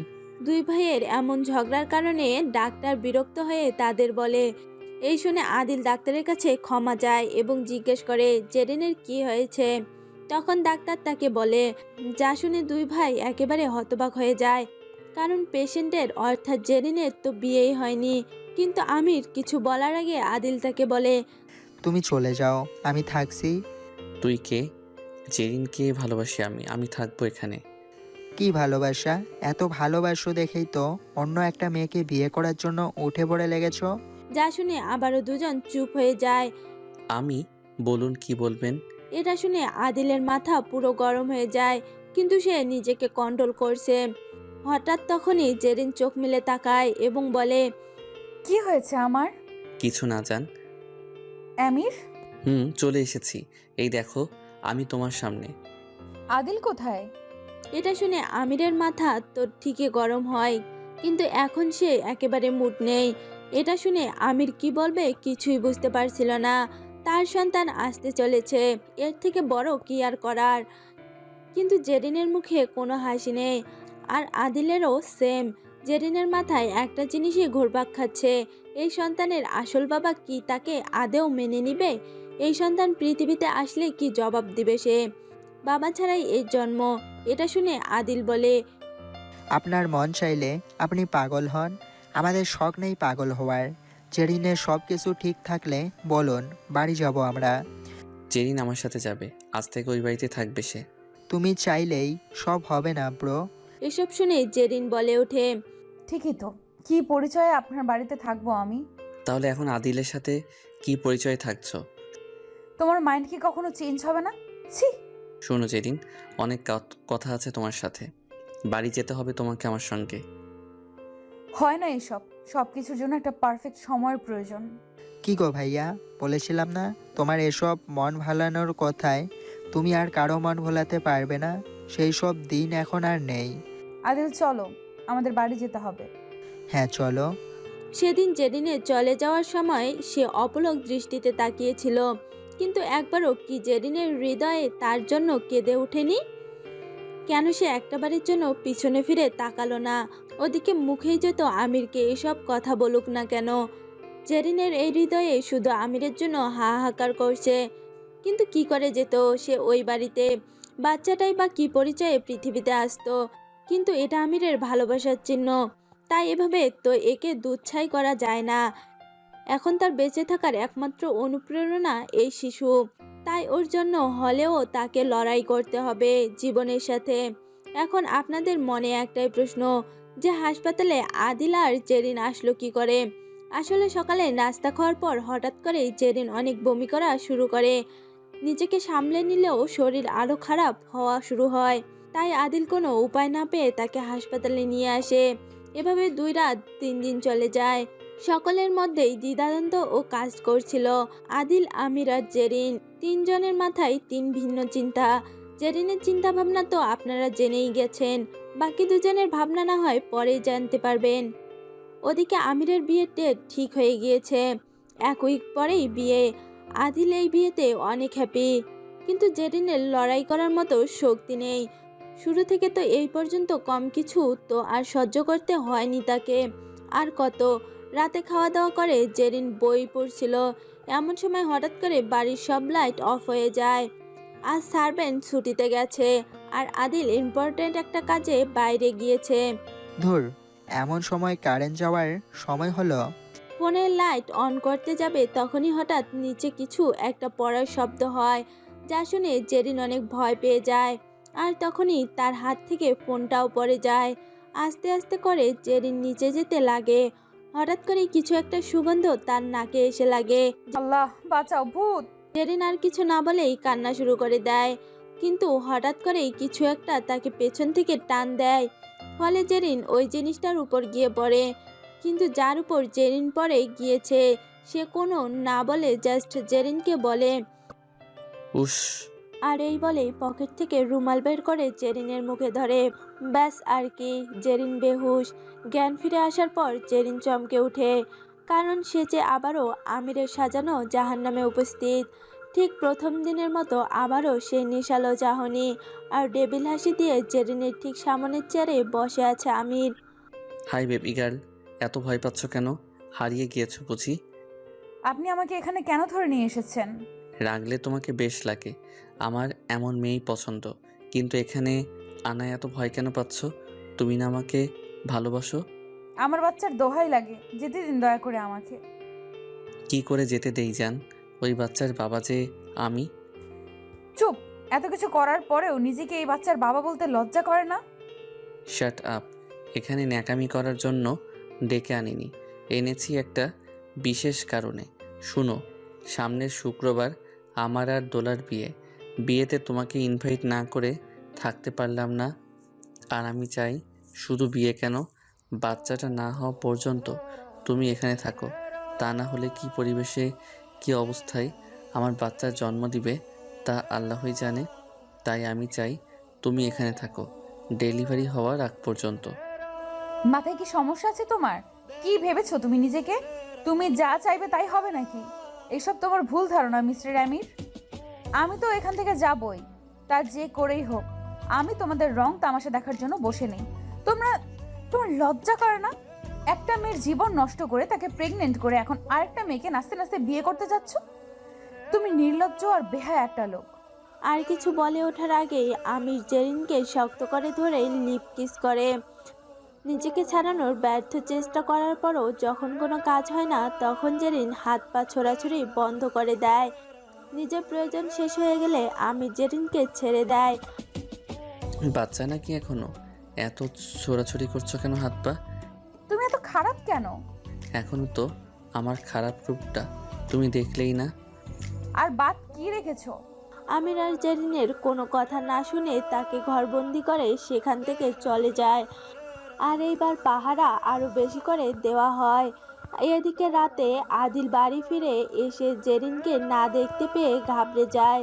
তার মাথায় একটাই চিন্তা, মেয়েটা গেল কোথায়। বাড়ির কেয়ারটেকারকে জিজ্ঞাসা করার পর উনি বলেন, জানি না স্যার, আমার যে হয়েছিল ঘুমিয়ে পড়েছিলাম নাকি বুঝতে পারছি না, বাট একটা কালো মাস্ক পরা লোক এসেছিল, কিন্তু পরে যে কি হলো কিছুই মনে নেই। আদিলের আর বুঝতে বাকি থাকে না এসব কার কাজ। আদিলের হাতে থাকা ফ্লাওয়ার বাস্কেটটা সে রাগের কারণে সেখানে ফেলে দেয়। এরপর তাড়াতাড়ি করে গাড়ি নিয়ে বেরিয়ে পড়ে। রাতে দোলা আসে জেরিনের রুমে। দেখলে তো কি হলো, রিয়েল লাভ অল টাইম জিতে যায়। অনেক ভালোবাসি আমি আমিরকে। দেখা যাবে কে কাকে ভালোবাসে। কিন্তু একটা কথা কি জানো দোলা, আমার প্রতি আমিরের চোখে যে ভালোবাসা কাজ করে, তার চোখে তোমার জন্য কিন্তু এমন ভালোবাসা আমি দেখতে পাই না। আর শুনতে পেয়েছো তো, আমিরের বাচ্চা আমার গর্ভে।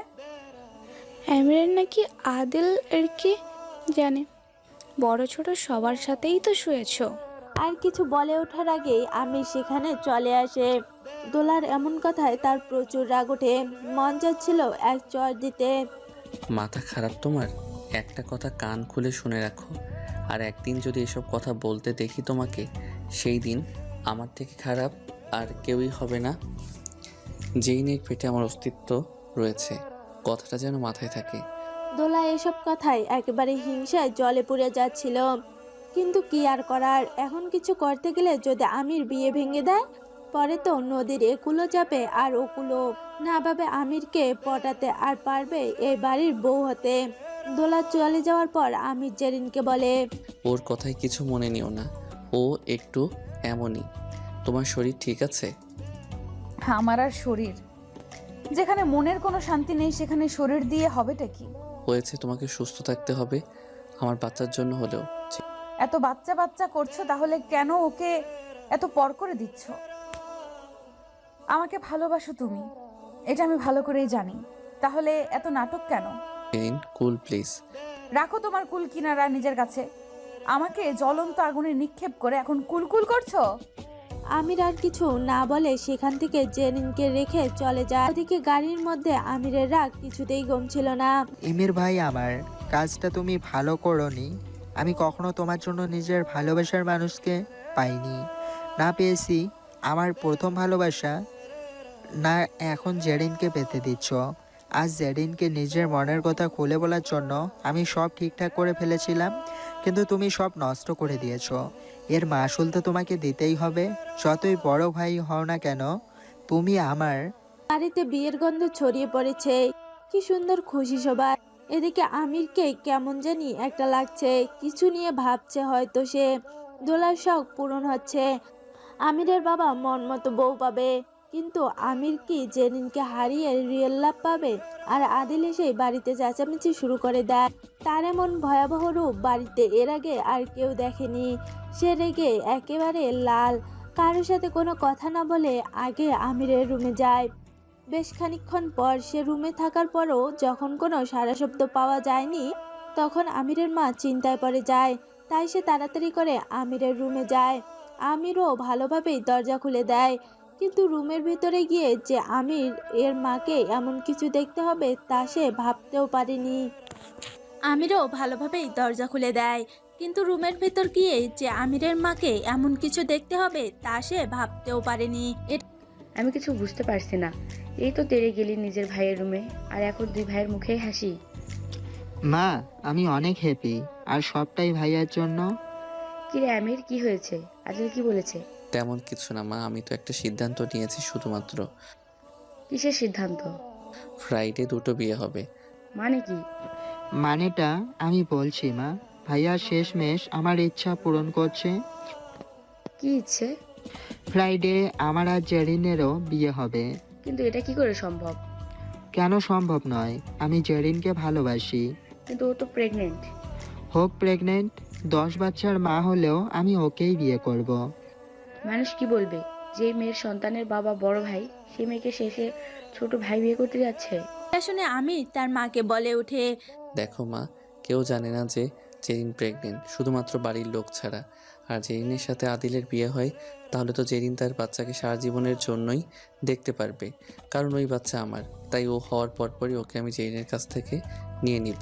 বাট ওদের বিয়ে হলে জেরিন তার বাচ্চাকে সবসময় কাছে পাবে। আমির বাবা, আমি জানি না তোমার মাথায় কি চলছে, বাট প্লিজ এমন কিছু করো না যে কারো ক্ষতি হয়। ডোন্ট ওয়ারি মম। জেরিনকে এসব জানিয়েছো? ও কি রাজি? বাট সে রাজি নাকি রাজি না তাতে আমার কিছু আসে যায় না। ডোন্ট কেয়ার মম। ছেলের এমন কথায় আর কিছু বলার সাহস পান না আমিরের মা। মেয়েটার জন্য তার সত্যি মায়া হচ্ছে। নিজের যদি তার কোনো মেয়ে হতো আর তার সাথে যদি এমন কিছু হতো, তাহলে কি এসব সে সহ্য করে নিত? আদিল যখন আমিরের সাথে যেতে নেয়, তখনই আমির তাকে বলে, তুই থাক, আমি কথা বলে আসছি। আমার কি যাওয়াটা দরকার না? না, নিজের রুমে যা। এই বলে আমির জেরিনের রুমের দিকে যেতে নেয়। ওদিকে আদিল যখন নিজের রুমে যাচ্ছিল, তখনই হঠাৎ করে দোলা তার সামনে চলে আসে। আদিল তাকে এড়িয়ে যাওয়ার ট্রাই করে, কিন্তু দোলা পথ আটকায়। ওমা, কথা বলবে না বুঝি আমার সাথে? আর কত রাগ করে থাকবে? দোলা, তোমার সাথে কথা বলার একটুও ইচ্ছে নেই আমার। কেন কেন? কারণ তুমি একটা ফালতু মেয়ে। ওই চুপ একদম। এখন আর আমাকে এসব বলার কোনো অধিকার নেই তোমার, কারণ কাল বাদে পরশু তোমার বড় ভাইয়ের বউ হব আমি। ভাইকে যে মিথ্যা নাটকে ফাঁসিয়েছ তা হয়তো ভাইয়া এখনো বুঝতে পারেনি। আফসোস। শোনো, এসব এখন আর বলে লাভ নেই। কাল বাদে পরশু এই বাড়ি পুরো আমার আন্ডারে চলে যাবে, কারণ আমি তো নিজেই আমার বসে। শেষমেশ যেন আবার তোমাকে সব কিছু হারাতে হয় না। আমাকে নিয়ে চিন্তা করতে হবে না মিস্টার এক্স। ভালোই হয়েছে চলে গিয়েছিলে আমার লাইফ থেকে, তা না হলে জেরিনকে কখনোই আমি পেতাম না। ফ্রাইডে আমার আর ওর বিয়ে। Be careful. তুমি আর তোমার হবু স্বামী দূরে থাকবে আমার থেকে। আর কি বললে? রাজত্ব করবে এই বাড়িতে? একটা কথা মনে রাখো, আমরা দুই ভাই সমান সম্পত্তির অধিকারী। আর বিয়ে তো আমিও করছি, বউ তো আমারও থাকবে। দেখো ইমির, ভাইয়ের উপর প্রতিশোধ নিতে জেরিন না আবার তোমার খাবারে বিষ মিশিয়ে দেয়। দোলার গা জ্বলে যাচ্ছিল এসব শুনে। সে আর এক মুহূর্ত দেরি না করে সেখান থেকে চলে যায়। কি ভাবছেন, তাদের মাঝে এত কিসের শত্রুতা? আসলে আজ থেকে 4 বছর আগে আদিল আর দোলা একে অপরকে ভালোবাসতো, কিন্তু দোলা আস্তে আস্তে টাকার পাগল হয়ে ওঠে। পারিবারিকভাবে তার আর আদিলদের পরিবারের মধ্যে ভালো সম্পর্ক থাকার কারণে একদিন আমিরের সাথে দোলার বিয়ের প্রস্তাব করে আমিরের বাবা। প্রথমে দোলা এসবে রাজি না হলেও পরে তার মাথায় আসে, যদি সে এই বাড়ির বড় বউ হতে পারে তাহলে সব কিছু তার হয়ে যাবে। আর তাই একদিন সে আদিলের সাথে 2 বছরের সম্পর্কের ইতি টানে। কিন্তু আমিরের মেয়েদের প্রতি ইন্টারেস্ট না থাকার কারণে দোলা কখনোই আমিরের কাছে আসতে পারেনি। ওদিকে প্রথম ভালোবাসার মানুষের এমন বেইমানির কারণে আদিলের মেয়েদের প্রতি ঘৃণা জন্মায়। সে কানাডায় চলে যায়। 2 বছর পর যখন সে বাড়ি ফিরে আসে তখন সে জেরিনকে এই বাড়িতে দেখে। তারপর আর কি, বাকি কাহিনী তো আপনারা জানেনই। এদিকে আমি জেরিনের রুমে গিয়ে দেখে সে একটা বড় ব্যাগ নিয়েছে, কিছু হয়তো প্যাক করবে। কি? বাচ্চার মা? কই যাওয়া হচ্ছে? আমিরের গলা শুনে ভয়ে জেরিনের হাত থেকে ব্যাগটা পড়ে যায়। তুমি এখানে? কেন আসতে পারি না? আসো আসো। আমির আস্তে আস্তে তার ব্লেজারটা খুলতে শুরু করে। নিজের রুমে গিয়ে এইসব করতে পারো না? আমার বাড়ি এটা, যেখানে মন চাই সেখানেই খুলবো আমি। আচ্ছা, এখানে কি হুজুর বাবা নেই? কেন? তাবি জানবো, যাতে করে আপনার কুনজর আমার উপর না পড়ে। এখন আর এসব করে লাভ হবে না। ভালো কথা। হবু বউকে রেখে এখানে কেন আমাকে মারতে এসেছেন? আসলে কি আর করার, আমি এতই হ্যান্ডসাম যে তোমরা মেয়েরা আমাকে দেখে হুশ ঠিক রাখতে পারো না। তোমাকে দেখলেই না। বেবি উস, আমি তোমাকে এখানে একটা কথা বলতে এসেছি। এই বলে আমির এক এক করে সবকিছু খুলে বলে। জেরিন, আমি যা বলেছি তা তোমাকে মেনে নিতেই হবে, তা না হলে এর পরিণতি অনেক বাজে হবে। বাচ্চাকে ঠিক রাখতে চাও না? আমির, এসব কি করে বলছো? এটা তোমার বাচ্চা। শুনো, এই একটা মাত্রই উপায় নিজের বাচ্চাকে কাছে পাওয়ার, তা না হলে বাচ্চা হওয়ার পরই কিন্তু তোমাকে ওর থেকে আলাদা করে ফেলতে হবে। জেরিন ঠিক আবারও কান্না শুরু করে। হঠাৎ কান্না করতে করতে জেরিন জ্ঞান হারিয়ে ফেলে। জেরিন, কি হলো তোমার? এই জেরিন। জেরিনের তো কোনো সারা শব্দ আর নেই। তাড়াতাড়ি করে আমি জেরিনকে বিছানায় শুয়ে দিয়ে ডক্টরকে কল করে। এদিকে আদিল এর কিছুতেই নিজের রুমে মন বসছিল না। তার মাথায় একটাই চিন্তা, এই বাচ্চা তার জন্য আবার কাল হয়ে দাঁড়াবে না তো? আর এই বাচ্চার জন্য তো সে তার ম্যারিড লাইফও এনজয় করতে পারবে না। বাচ্চাটা প্ল্যান করে নষ্ট করে দিতে হবে, কারণ এই বাচ্চা দুনিয়াতে আসার তো কোনো মানেই হয় না। ইন ফিউচার এই বাচ্চা তো একদিন জানতেই পারবে যে তার আসল বাবাকে। যখন সে জানতে পারবে তার চাচুই তার বাবা, তখন নিজের মায়ের সম্পর্কে কতটা বাজে চিন্তা আসবে বাচ্চাটার। তাই সবার ভালোর জন্য হলেও বাচ্চাটাকে রাস্তা থেকে আবার সরাতেই হবে। জেরিনের জানি একটু কষ্ট হবে, বাট বিয়ের পর সে যখন প্রেগনেন্ট হবে আবার তখন এমনিতেই সব ঠিক হয়ে যাবে। এসব ভাবতে ভাবতে সে জেরিনের রুমে যায়, কারণ জেরিনকে দেখতে তার অনেক মন চাইছে। রুমে ঢোকার আগেই গার্ডরা আদিলকে ভিতরে ঢুকতে নিষেধ করেন। আমার বাড়িতে আমাকেই নিষেধ করছো? এত বড় সাহস তোমাদের কে দিয়েছে? স্যার ক্ষমা করবেন, ইমার স্যার এর নিষেধ আছে। কেন? সরি স্যার, আমরা জানি না। কিন্তু আদিলও কম ঘাড় তেরা নয়। সে গার্ডদের ধাক্কা দিয়ে একেবারে রুমের ভেতরে চলে আসে। এসব দেখে আমির অনেক রেগে যায়। অনুমতি ছাড়া তুমি কেন রুমের মধ্যে এসেছো? অনুমতি নেওয়ার সুযোগ কোথায়? বাইরে থেকে তো আমাকে নিষেধ করে দিয়েছিলে, তাই বাধ্য হয়েছি। হঠাৎ আদিলের চোখ যায় ডক্টর এবং অচেতন অবস্থায় শুয়ে থাকা জেরিনের উপর। কি হয়েছে জেরিনের? ডাক্তার কেন এসেছে? শব্দ করো না, ওর তেমন কিছুই হয়নি, মাথা ঘুরে পড়ে গেছে। জানোই তো ও প্রেগনেন্ট, এখন এসব হওয়াটা স্বাভাবিক। তাও মেয়েটার মধ্যে দিয়ে যা যাচ্ছে তার জন্য মাথা ঘোরানোটা তো সামান্য ব্যাপার। আরও কত কি যে যায় ওর উপর দিয়ে। তুমি এখন রুমে যাও। না, ওর জ্ঞান ফিরলে তবেই আমি যাব। শোনো, ওর গায়ে তুমি হাত দিবে না, ভুলেও না। ও কিন্তু এখনো আমার সন্তানের মা। আদিল চুপ করে থাকে না। আর শোনো, ওর জ্ঞান ফিরে আসলে আমাকে সাথে সাথে নক করবে। আরে বাবা, ঠিক আছে। আমির তার ক্লান্ত শরীর নিয়ে নিজের রুমে চলে যায়। জেরিনকে এভাবে তিলে তিলে শেষ হতে দেখে তারও তো ভালো লাগছিল না। আমি এতটা খারাপ কি করে হয়ে যাচ্ছি? প্রতিশোধ তো আরও অনেকভাবে নেওয়া যেত। তাহলে আমি এত জঘন্য রাস্তা কেন বেছে নিয়েছি? আমি তো ওকে ভালোবাসি। এসব বলে আমির একের পর এক মদের বোতল শেষ করে দেয়। আমির জেরিনকে কষ্ট দিয়ে নিজেও হ্যাপি না। যতটা কষ্ট জেরিন পাচ্ছে তার চেয়ে দ্বিগুণ কষ্ট তাকে গ্রাস করছে। এত মদ খেয়ে নিয়েছে যে এখন তাল ঠিক রাখতেও আমির হিমশিম খাচ্ছে। হঠাৎ করে দোলা তার রুমে আসে, কিন্তু আমিরের এসবে হুঁশ না থাকায় সে বুঝতে পারেনি। চোখেও যেন সবকিছু উল্টাপাল্টা দেখছে সে। আমির, এ কি অবস্থা? এত ড্রিঙ্ক করেছো কেন ডার্লিং? তুমি এখানে কি করছো? ওমা, কেন? আমি বুঝি আসতে পারি না তোমার কাছে? আমরা 2 দিন পর বিয়ে করব। এখন তো আমি শুধুই তোমার জান। আমার ভালো লাগছে না, আমি ক্লান্ত। জান, এতদিন ধরে ভালোবাসি তোমাকে, একদিনও আমাকে ছুঁয়ে পর্যন্ত দেখোনি, একটা কিসও করনি। আজ প্লিজ দূরে সরিয়ে দিও না। পাগল হয়ে গিয়েছো, নিজের রুমে যাও। আরে, আমার এমন কোন জিনিসটা নেই যে তুমি জেরিনের কাছে যাও কিন্তু আমার কাছে আসো না? কারণ তুমি জেরিন না। দোলা আর কিছু না বলে নিজের জামা আমিরের সামনে খোলা শুরু করে। আজ তোমাকে অনেক ভালোবাসবো, আর কোনো দিন তোমার জেরিনের কথা মনেই পড়বে না। এদিকে জেরিনের জ্ঞান ফেরার পর আদিলকে দেখে তার অনেক লজ্জা করতে শুরু করে। আদিল, তোমাকে দিয়ে আমি এসব আশা করিনি। আমি ভাইয়ের চোখে দেখেছি তোমাকে। প্লিজ এসব আর বলবে না।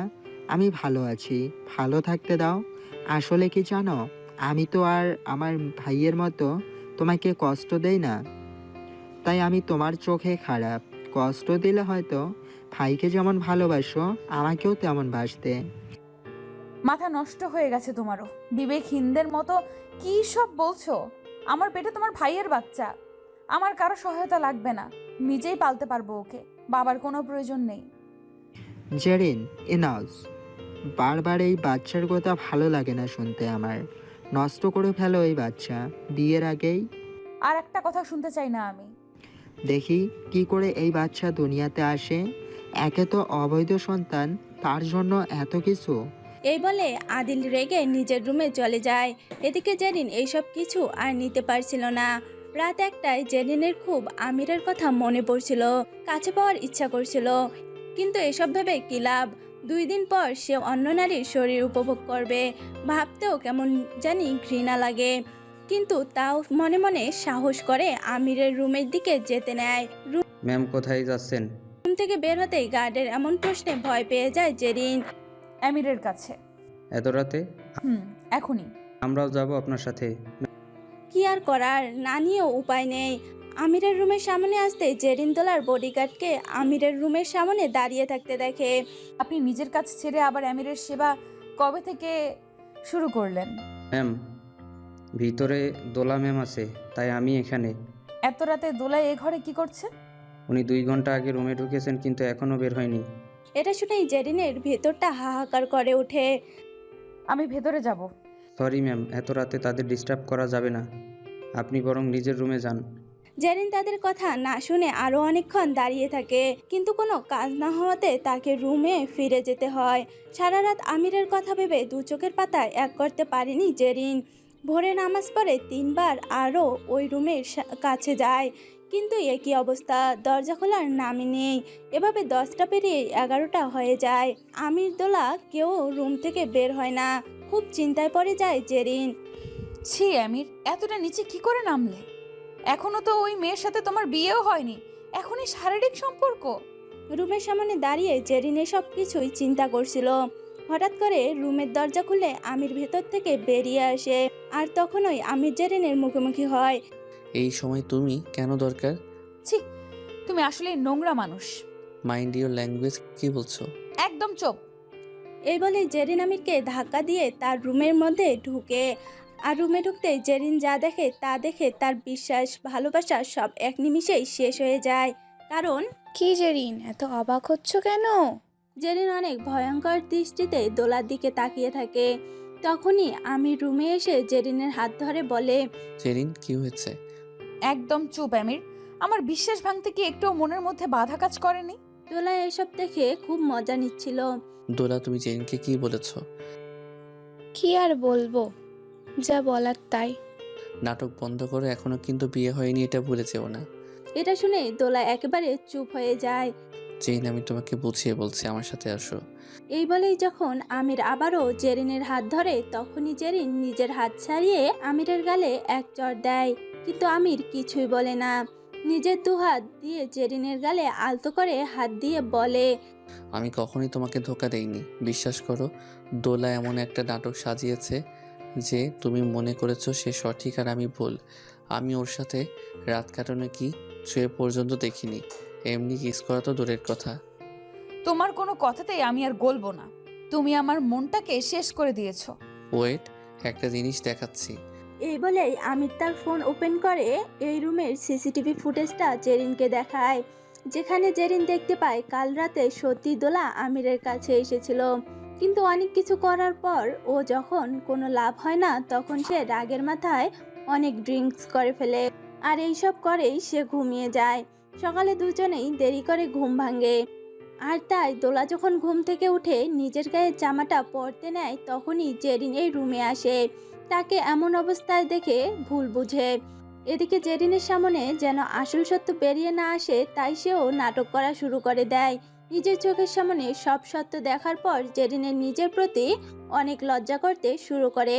তাই কোনো কথা না বলে সে তাড়াতাড়ি করে নিজের রুমে দৌড়ে চলে যায়। রুমে আসতেই জেরিন একটা জিনিস ভাবতে লাগে। ছি, না জেনে না শুনে কি নাকি ভেবে বসলাম আমি। কিন্তু তখনই সেখানে আমির চলে আসে। জান, কেন আমাকে বিশ্বাস করো না? আমাকে জান কেন বলছো? তোমার না হবু বউ আছে? রাখো তো। যাও এখান থেকে। সকাল সকাল এত তামাশা আমার ভালো লাগে না। এখন তো আর যেতে পারবো না, কারণ তুমি যে আমাকে না জেনে শুনে ভুল বুঝেছ, তার বদলে তো তোমাকে আমার একটা কথা রাখতেই হবে। তা না হলে তো তুমি ক্ষমা পাবে না। এই বলেই জেরিনকে আমির কোলে তুলে নেয়। কি করছেন? ছাড়ুন। লজ্জা করেন আমাকে ছুতে? আজ বাদে কাল আপনার বিয়ে। বিয়ে তো, কিন্তু এখনো তো আর বিয়ে হয়নি, তাই এখনো অধিকার আছে। অন্যের বউ হলে তখন কি আর এসব করতে পারবো নাকি? এই বলে জেরিনকে সে পাগলের মতো কিস করতে শুরু করে দেয়। বেচারি জেরিনের নিঃশ্বাস নেওয়ারও সুযোগ নেই, কিন্তু কি আর করার, আমিরকে দূরে সরাতেও ইচ্ছে করছে না তার। আমির যে শুধুই তার। আস্তে আস্তে করে আমির জেরিনের সব জামাকাপড় খুলে ফেলে, জেরিনও একই কাজ করে। দুজনের শরীর আদান প্রদানে মেতে উঠে। 2 ঘন্টা পর আমির ক্লান্ত শরীর নিয়ে বিছানায় শুয়ে পড়ে। চেন একটা কথা কি জানো? ভাগ্যে যা আছে তাই হবে। ছেড়ে চলে যাবে তাই সান্ত্বনা দিচ্ছ, তাই না? আমি কি করে তোমার ভাইয়ের সাথে থাকবো বলো? যে নারীকে তুমি ছুঁয়েছো, ভালোবেসেছো, তাকে যদি তোমার সামনে তোমার ভাই স্পর্শ করে, তখন কি তোমার একটুও খারাপ লাগবে না? আমির আর কিছু না বলে জেরিনের কপালে চুমু দিয়ে নিজের ড্রেস পরে সেখান থেকে চলে যায়। কিছুক্ষণ পর যখন আদিল জেরিনের রুমে যায় তখন সে অনেক অবাক হয়, কারণ ঘুমন্ত জেরিনের গায়ে একটা সাদা ব্ল্যাঙ্কেট ছাড়া আর কিছুই নেই। সারা রাত ঘুমাতে পারেনি বলে নিজের অজান্তেই আমির যাওয়ার পর জেরিন ঘুমিয়ে পড়ে। জেরিনকে দেখে আর আমির এর বুঝতে বাকি থাকে না যে কি হয়েছে, তাই সে আবারও আমিরের কাছে যায়, কিন্তু গার্ডরা জানায় আমির একটা কাজে বাইরে গিয়েছে। রাগের মাথায় নিজের রুমে গিয়ে ভাঙচুর শুরু করে দেয় আদিল। জেরিন, এত ভালোবাসার পরেও তোমার ইমিরের কাছেই কেন যেতে হবে? একটা প্রবলেম আছে যা আমাদের এক হতে কিছুতেই দিচ্ছে না, আর তা হলো ওই বাচ্চা। আমাকে যে করে হোক ওই বাচ্চাকে শেষ করতেই হবে। হঠাৎ তার মাথায় একটা প্ল্যান আসে, আর তাড়াতাড়ি করে সে দোলার কাছে যায়। তোমার একটা সাহায্যের প্রয়োজন। ও মা, আমার এক্স নাকি? প্লিজ, এখন এসব বলার সময় না। শোনো, তুমি কি চাও না জেরিন আর এমির একে অপরের থেকে আলাদা হয়ে যাক? চাই তো, কিন্তু কোনো কিন্তু নেই। একটা কথা ভালো করে শোনো, ওই বাচ্চা হলে কিন্তু কোনো দিনও ইমির আর জেরিনকে আলাদা করতে পারবে না। আর আমার যে ভাই, ওকে তুমি চিনো না। কিন্তু ও তো আমাকে কথা দিয়েছে আমাকে বিয়ে করবে। ইস, রাখো তো। তোমার সাথে যেদিন ফার্স্ট ডেট করেছিলাম সেদিন আমারও তো একে অপরকে কথা দিয়েছিলাম যে আমরা একদিন বিয়ে করব, সংসার হবে আমাদের। রাখা হয়েছে কি সেই কথা? আদিল, শোনো দোলা, সব কথায় না বিশ্বাস করতে হয় না, আর আমি যা বলেছি তা একটু মাথায় রেখো। এই বলে আদিল চলে যায়। আসলে আদিল দোলার দ্বারা নিজের রাস্তা ক্লিয়ার করে নিতে চাইছিল।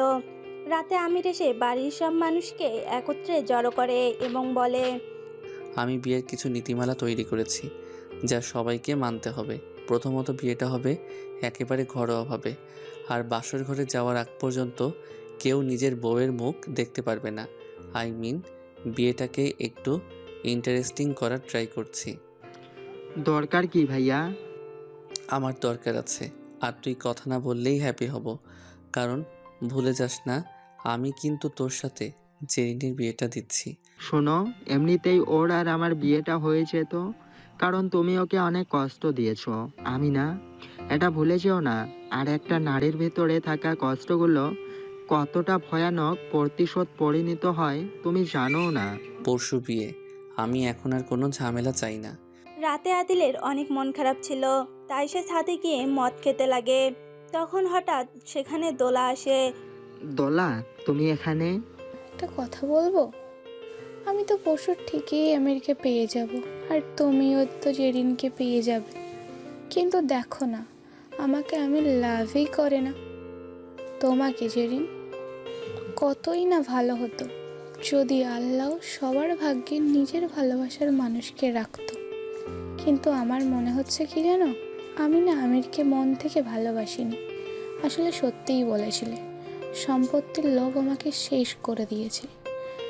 না পেলাম ভালোবাসা, না হতে পারলাম কারো ভালোবাসা।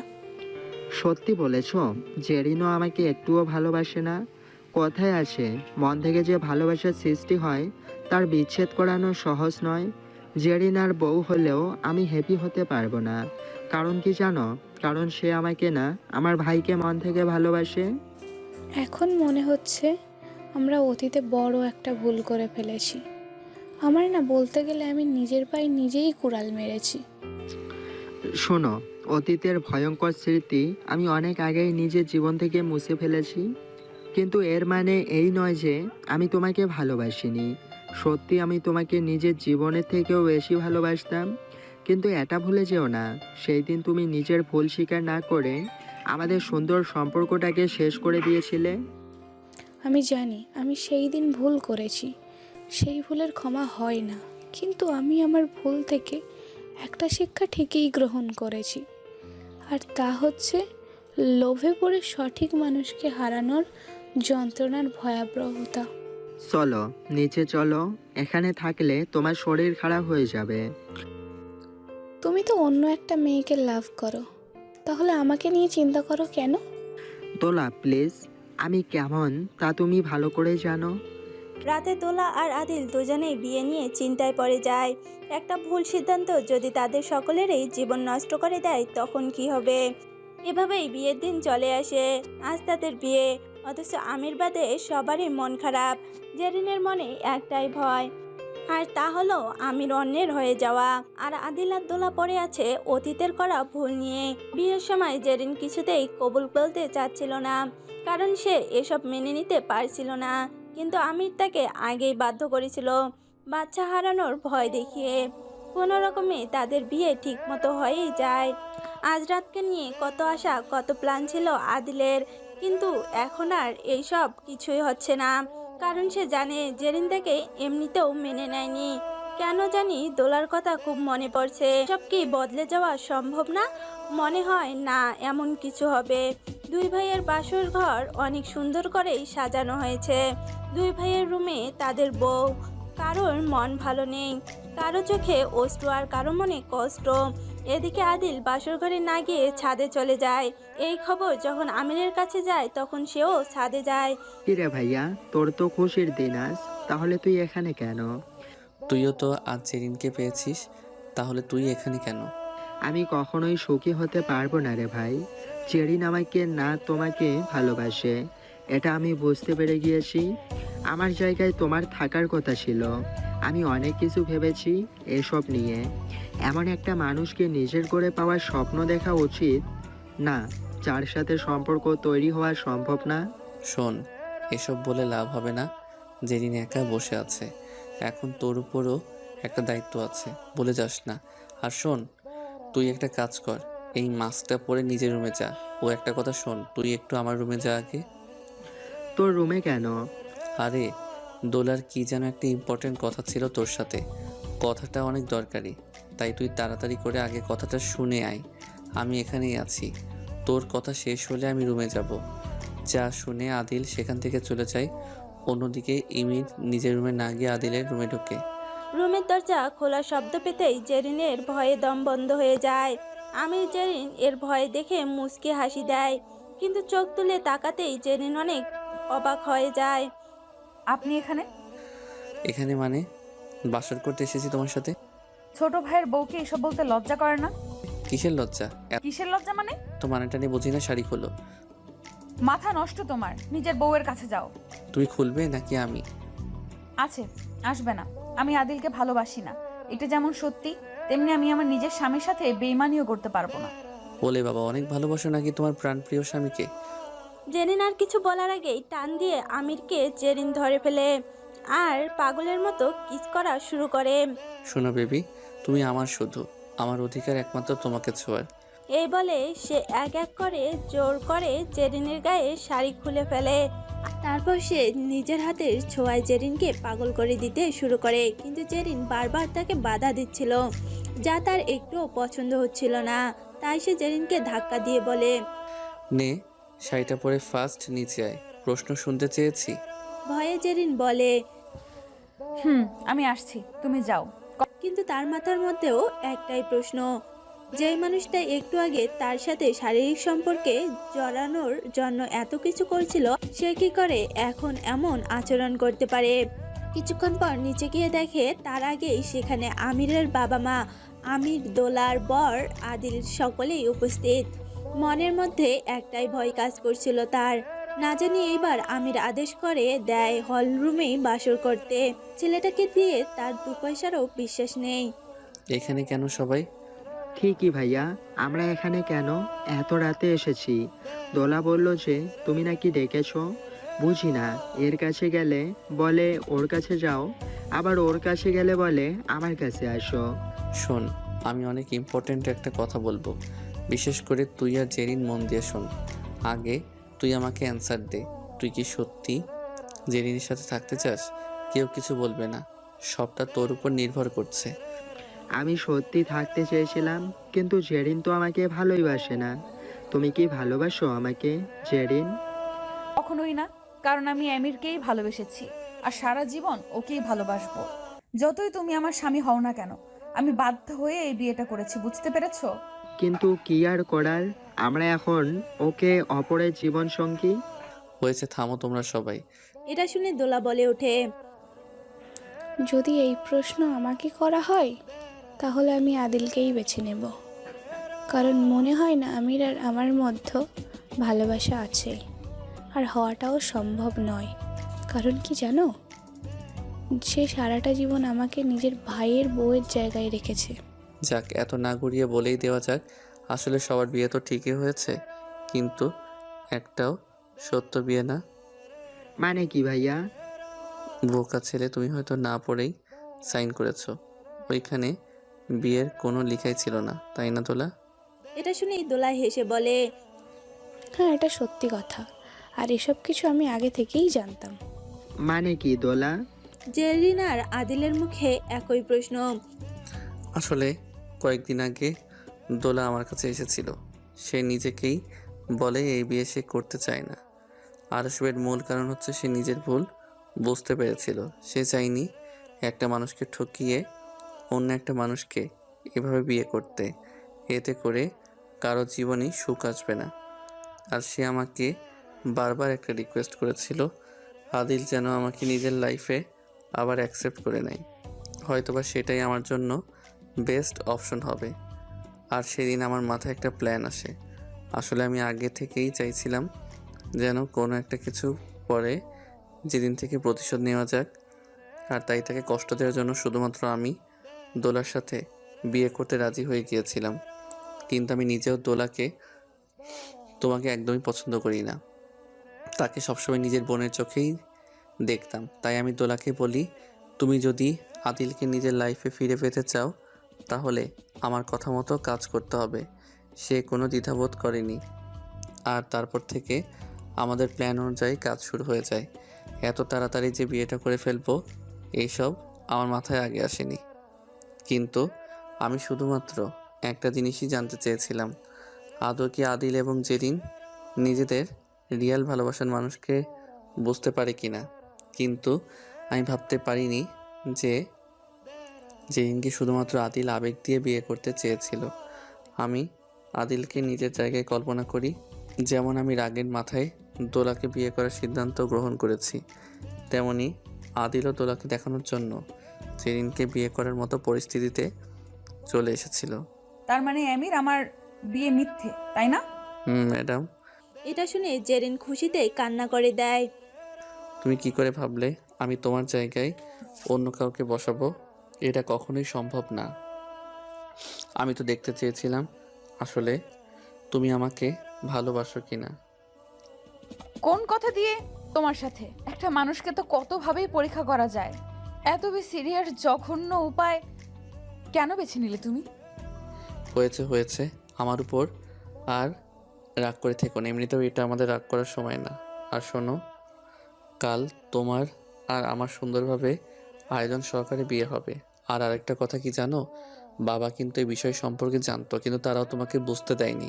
এটা শুনে আদিল এবং জেরিন দুজনেই তাদের বাবা মার দিকে অবাক দৃষ্টিতে তাকায়, আর বাবা মা তাদের দিকে তাকিয়ে মুচকি হাসি দেয়। তখনই দোলা বলে ওঠে, সবার তো সব কিছু ঠিক হয়ে গেল, আটকা পড়ে গেলাম আমি আর আদিল, আমাদের কিছুই হবে না। এটা শুনে তাদের মা বলে, শোনো, এটা সম্পূর্ণ তোমার এবং আদিলের বিষয়। তোমরা যদি নিজেদের মাঝে সকল ঝামেলা ভুলে গিয়ে আবারও এক হাতে হতে চাও, তাতে আমাদের কোনো আপত্তি নেই। আমরা সাদরে তোমাদেরকে গ্রহণ করে নিব। কিন্তু একটা কথা সারা জীবন মনে রাখবে, যে কোনো পরিস্থিতি আসুক না কেন, জীবনেও নিজের ভালোবাসার মানুষের হাত ছাড়া যাবে না। আজ না হয় তোমার লাইফের সব ভুল ঠিক হয়ে গিয়েছে, কিন্তু পরবর্তীতে তো এমনটা নাও হতে পারে। এটা শুনে দোলা অনেক লজ্জা বোধ করে, কারণ সবকিছু তো তার লোভের কারণেই হয়েছিল। সরি জেরিন, তোমাকে আমি অনেক কষ্ট দিয়ে ফেলেছি, আমাকে পারলে ক্ষমা করে দিও। আসলে ভাইয়া ঠিকই বলেছিল, ভালোবাসার মানুষ যখন কষ্ট দেয় তখন একটা মানুষ রাগের মাথায় যে কোনো সিচুয়েশন না বুঝেই সিদ্ধান্ত নিয়ে নেয়। তাও তো ভালো, আমাকে আর পস্তাতে হয়নি। দোলা এসব শুনে আদিলের হাত ধরে বলে, will you marry me? Adil এটা শুনে খুব খুশি হয় যে দোলা নিজ থেকে তাকে বিয়ের জন্য প্রস্তাব দিয়েছে। আর শুধুমাত্র সেই নয়, বরং সকলেই খুশি হয়ে যায়। আদিল আর কোনো কিছু না বলে দোলার প্রস্তাবে রাজি হয়ে যায়, আর এতে করে বাড়িতে সকলের মনে আনন্দের বন্যা বয়ে যায়। একসাথে দুটো আনন্দ পেয়ে সকলেই অনেক খুশি হয়ে যায়। কাল তাদের বিয়ে খুব সুন্দরভাবে, এবার তাদের বিয়ে হবে, সকলের মনের ইচ্ছা পূরণ হবে, সকলে নিজের ভালোবাসার মানুষকেও পাবে। সব ঠিকঠাক হয়ে গেলে মা বাবা আমির, জেরিন, আদিল, দোলা সকলকে নিজ নিজ রুমে যেতে বলে। মা, কাল তো বিয়ে হবেই, আমি একটু দোলার কাছে না হয় থাকি। রুমটা এত সুন্দর করে সাজানো হয়েছে, এত কষ্ট কি করে বৃথা যেতে দেই বলো? মার খাবি তুই। না মা, যাচ্ছি। আমির আর কিছুই বলে না। জেরিনও অনেক খুশি, এত কষ্ট যে এই সুখের দিনটা দেখার জন্যই করা। জেরিনকেও তার হবু শাশুড়ি নিজের রুমে পাঠিয়ে দেয়, কিন্তু মন তো খালি আমিরকে চাইছে। কি করা যায়, আমিরেরও একই অবস্থা। ঘড়ির কাঁটায় রাত যখন 1টা বাজে তখন পুরো বাড়ি নীরব। আস্তে আস্তে করে আমির নিজের রুম ছেড়ে জেরিনের রুমে চলে যায়। গিয়ে দেখে জেরিন একেবারে ফ্রেশ হয়ে মাত্র বের হয়েছে। আহা কি সুগন্ধ, কোন পারফিউম এটা? হুমা, তুমি? তোমার মা যদি দেখে ফেলে? ইস, রাখো তো। এই বলেই সে নিজের দিকে জেরিনকে টান দেয়। আজ আমাদের ভালোবাসা পূর্ণতা পাবে, যাই করো বা কেন। আজ আর ছাড়ো করো না প্লিজ, একদিন তো শান্তিতে একটু আদর করতে দাও আমাকে। এই যাও তো, কোনো আদর হবে না। আগে আমার কিছু প্রশ্নের আনসার দাও তো জান। কি? তুমি দোলার সাথে ইটিস পিটিস করনি তো? হাই সি, নিজের বাচ্চার বাবাকে কেউ এসব জিজ্ঞেস করে? ওয়েট, মজা বোঝাচ্ছি। আরে ছাড়ো প্লিজ, কথা এখনো শেষ হয়নি। কিন্তু আমি জেরিনকে বলে, এই শুনো, তখন অনেক কষ্ট করে তোমার জামাগুলো খুলেছি, এখন আর পারবো না। এখন থেকে নিজেই সব খুলে রেডি থাকবে। দাঁড়াও, তোমার রেডি থাকাচ্ছি। এই বলেই জেরিন আমিরের ঠোঁটে চুমু খেতে লাগে। এত নাটক না করলে তুমি আমার ভালোবাসার কদর বুঝতে না। মানুষ কাউকে হারালেই তার মর্ম বুঝতে পারে, তোমার বেলাতেও তাই হয়েছে। আজ দেখে একটা নাটকের জন্য 4টা মানুষের জীবন পরিপূর্ণ। আদিলও তার ভুল বুঝতে পেরেছে, দোলারও সেম দশা। জানো আমি আদিলকে কি বলেছিলাম? কি গো? বলেছিলাম দোলা তোকে ডাকছে। সে আসলে এসবের কিছুই বুঝতে পারেনি, আর দোলাও জানতো না যে আদিল তার সাথে এমন একটা সময় দেখা করতে আসবে। আমি জাস্ট দোলা আর আদিলকে কথা বলার সুযোগ করে দিয়েছিলাম। কত নাটক রে বাবা। বাই দ্য ওয়ে, তুমি কি অ্যাক্টর নাকি আবার? না, আমি তো তোমার গল্পের ভিলেন হয়েও নায়ক। আমি ভাগ্যে বিশ্বাসী ছিলাম, আমার ভালোবাসা সত্য ছিল, তাই আজ এত সুখ। কিন্তু তুমি যতগুলো কষ্ট দিয়েছো না, সব মনে আছে। একে একে সবগুলো ফিরিয়ে দেব।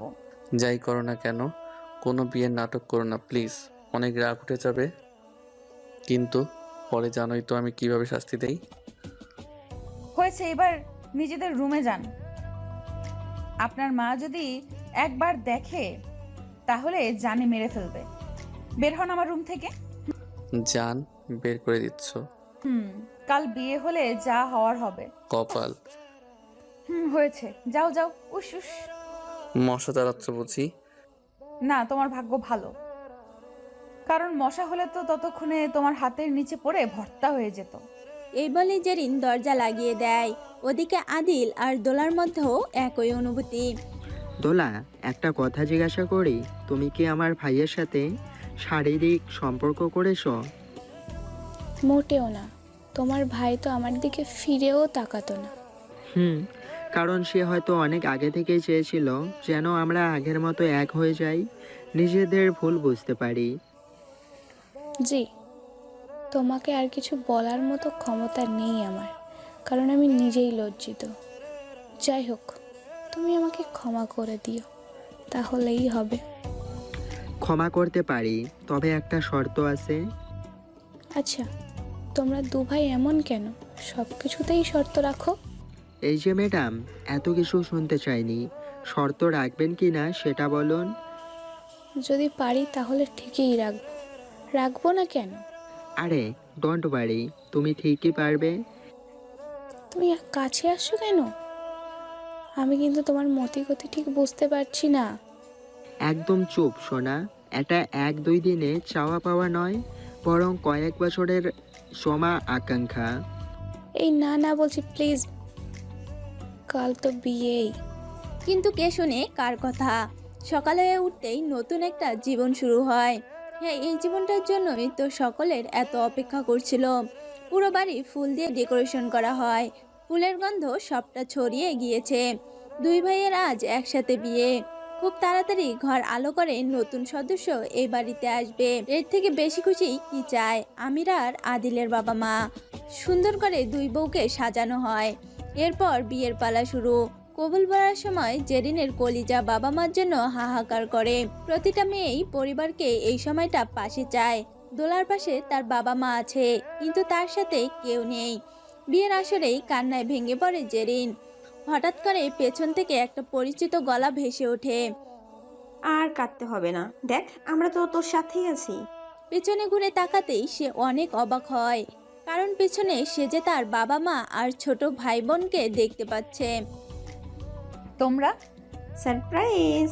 কিছু বলার আগেই কান্নায় আরো ভেঙে পড়ে। বাবা মাও নিজের মেয়ের এমন হাহাকার দেখে নিজেদের আগলে রাখতে পারেননি। এসব দেখে আমিরের মা বলে যে, এই যে সবাই কাঁদলে কি করে হয়, তাও এমন একটা খুশির মুহূর্তে। সব কিছু পরে হবে, আগে বিয়েটা তো হয়ে যাক একবার। জেরিনও তখন নিজেকে সামলে কবুল বলে। যাক, বিয়েটা শেষ হলো শেষ পর্যন্ত। জেরিন ছাড়া আমির যেমন অপূর্ণ, তেমনি জেরিন তাকে ছাড়া সুবাসিন ফুলের মতো। বিয়ে শেষ হয়ে গেলে আমির যখন জেরিনের কাছে আসে, তখন জেরিন তাকে বাবা মার কথা জিজ্ঞেস করে। আমার সারপ্রাইজকে তো তুমি ভয় পাও, তাই সঠিক সিদ্ধান্ত নিয়েছিলাম এমন একটা সারপ্রাইজ দিব যাতে তুমি সারাটা জীবন মনে রাখো। আসলে আমি অনেক আগে থেকে তোমার পরিবারের সাথে যোগাযোগ করার চেষ্টা করেছিলাম প্রথম দিকে। তারা সবটা মেনে না নিলেও শুধুমাত্র তোমার কথা চিন্তা করে তারা নিজেদের সব রাগ অভিমানকে বিসর্জন দিয়ে আমার সাথে এখানে আসতে হয়। হঠাৎ তখনই সেখানে জেরিনের বাবা মা আসে। হ্যাঁ মা, তোর জন্য এখানে আসা। কিন্তু আমরা অনেক খুশি যে তুই ঠিকঠাক আছিস। আমরা খবর পেয়েছিলাম তুই নাকি কোনো মাফিয়া চক্রের হাতে পড়েছিস, সেখান থেকে নাকি কেউ বেঁচে ফিরতে পারে না। সবাই বলেছিল তুই বেঁচে নেই। এসব শুনে যে কি করে এক একটা দিন আমরা কাটিয়েছি তা শুধুমাত্র আমাদের রবি জানে। তবুও মনে বিশ্বাস হারায়নি। কিন্তু আমির তোমাদের কি করে এখানে আনলো? এটা শুনে আমির জেরিনের কানের কাছে এসে বলে। ওটা আমি রাতে তোমাকে আনবক্সিং করতে করতে না হয় বলবো। এটা শুনে জেরিন অনেক লজ্জা পায়। তখন জেরিন এর বাবা মাও বলে, এসব নিয়ে পরে ঠান্ডা মাথায় কথা বলবো আমরা। তুই এখন রুমে গিয়ে রেস্ট নে। আমির জেরিনের হাত ধরে তাকে রুমে দিয়ে আসে। বউ যা রেস্ট করার এখান করে নাও, আজ রাতে কিন্তু কোনো ঘুম নেই। আয় দেখবো নি। বাট তুমি কোথায় যাও? একটু পরেই তো আমার লাইফে অন্য কারো শাসন চলবে, তাই যতটা হাতে সময় আছে একটু চিল করে নেই। জেরিন আর কিছু না বলে মুচকি হাসি দিয়ে দরজা বন্ধ করে দেয়। ওয়াশরুম থেকে ফ্রেশ হয়ে একেবারে রেড কালারের নাইটিটা পরে বের হয়। ওমা, তুমি এসে পড়েছো? তাই বুঝি? এই বলেই জেরিনকে একটানে নিজের কাছে নিয়ে আসে। জেরিনের নিঃশ্বাসের শব্দ আমিরকে আরো পাগল করে তুলছিল। আমির জেরিনকে শক্ত করে ধরে পাগলের মতো কিস করা শুরু করে। আমিরের ঠোঁটের ছোঁয়া জেরিনের ঠোঁট ছাড়িয়ে সারা শরীরে ছড়িয়ে পড়ে। শুধু ঠোঁট নয়, হাত দুটোও চলছে পোশাক খোলায়। একসময় আমির জেরিনকে বিছানায় শুয়ে দেয়, তারপর আলমারি থেকে কিছু একটা বের করে। মনে আছে এগুলোর কথা? থাকবে না কেন? আজ আমি পরিপূর্ণ তৃপ্তি গ্রহণ করব তোমার। এই বলেই সে আগের মতো জেরিনের হাত হ্যান্ডস্কাপ দিয়ে আটকে দেয়, আর তারপর পা দুটো টেলিস্কোপিক টিউব দিয়ে। আর জেরিন বাধা দিচ্ছে না, বরং নিজেও ভালোবাসার স্বাদ গ্রহণ করে যাচ্ছে। হাত পা বেঁধেই হায়নার মতো সে জেরিনের উপর ঝাঁপিয়ে পড়ে। বাকিটা না হয় আপনারাই বুঝে নিন। এভাবেই 2 দিন চলে যায়। এখন জেরিন জানে যে কিভাবে তার বাবা মাকে এখানে এনেছে। আসলে জেরিন যখন রাগ করে এই বাড়ি ছেড়ে চলে গিয়েছিল, তখন আমির তাকে তেমনভাবে বাধা দেয়নি। তার একটাই কারণ, আর সেটা হচ্ছে সে বাংলাদেশে গিয়ে জেরিনের বাবা মায়ের সাথে গোপনে কথা বলবে দেখে। জেরিন চলে যাওয়ার পর আমির ঠিকই তাই করে। প্রথমে আমিরের কথা কেউ বিশ্বাস না করলেও পরে জেরিনের কিছু ভিডিও ক্লিপস দেখে তারা মেনে নেয় যে আমির সত্য কথাই বলছে। শুধুমাত্র মেয়েকে ফিরে পাবে এই আশায় তারা কোনো কিছু না ভেবেই এতটা পথ পাড়ি দিতেও রাজি হয়ে যায়। বিয়ের 2 দিন আগেই তাদের বিদেশে আনা হয়, কিন্তু কেউ যেন তাদের কথা না জানতে পারে, তাই আমি নিজের গেস্ট হাউসে তাদের রেখেছিল। তার কাছে মনে হয়েছিল বিয়ের দিন মা বাবাকে কাছে পাওয়ার থেকে বড় আর কোনো সারপ্রাইজে জেরিনের জন্য হতে পারে না। আর ঠিক তাই ঘটে। এখন তাদের হানিমুনের প্ল্যান চলছে। 2 ভাই একসাথে হানিমুনে যাবে। জেরিন, হানিমুনে কোথায় যেতে চাও? একটা জায়গায় যেতে চাই আমি, যদি তুমি আমাকে অনুমতি দাও তবেই। তোমার একটা কথাতে আমি সব করতে রাজি তোমার জন্য, একবার বলে তো দেখো। বাংলাদেশ যাব। আমি নিজের দেশকে অনেক মিস করছি। সবাই বেশ অবাক হয়, কিন্তু জেরিনের কথায় সবাই খুশি হয়ে যায়। তো কথায় কথায় আমিরের মা দোলাকে জিজ্ঞেস করে, কি গো জেরিন, তোর নিজের হানিমুন প্লেস ঠিক করে ফেলেছো? তুমি কি ঠিক করলে? আমিও বাংলাদেশেই যাব। সেখানে 1 উইকের মতো হানিমুন এনজয় করে না হয় অন্য কোথাও ঘুরতে যাব।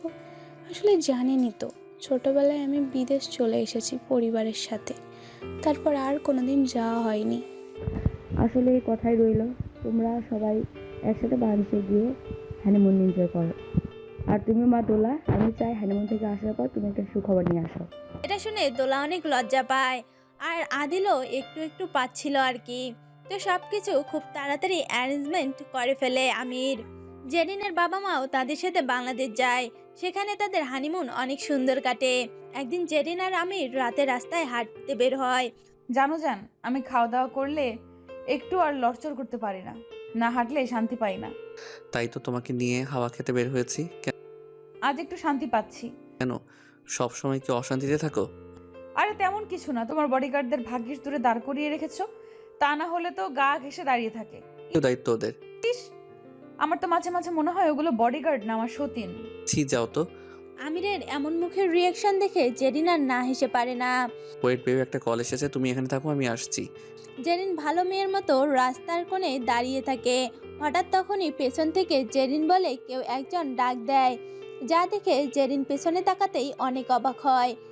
তুমি এখানে? অনেক খুঁজেছি তোমাকে, পাগলের মতো করে খুঁজেছি। আমি আর কোনোদিন তোমাকে চোখের আড়াল হতে দেব না। অনেক দেরি হয়ে গিয়েছে। মানে? জেরিন কিছু বলে ওঠার আগেই আমির তার কাছে আসে। কে উনি? আমি ওর হাজবেন্ড। হোয়াট? মানে কি? আর আমি প্রেগনেন্টও। ভুলে যাও আমাকে জীবনে একটা দুঃস্বপ্ন ভেবে। হ্যাঁ, তুমি সত্যিই আমার জীবনে প্রথম ভালোবাসা ছিলে, কিন্তু ভাগ্যে যা ছিল তাই হয়েছে। যাই হোক, বাই। নতুন করে তুমি জীবন শুরু করলে আমি অনেক বেশি হ্যাপি হব। আমিরও সবটা বুঝতে পেরে যায়, তাই আর কোনো কথা না বলে জেরিনকে নিয়ে সেখান থেকে চলে যায়। নির্বাক দৃষ্টিতে আয়মান জেরিনের দিকে তাকিয়ে থাকে।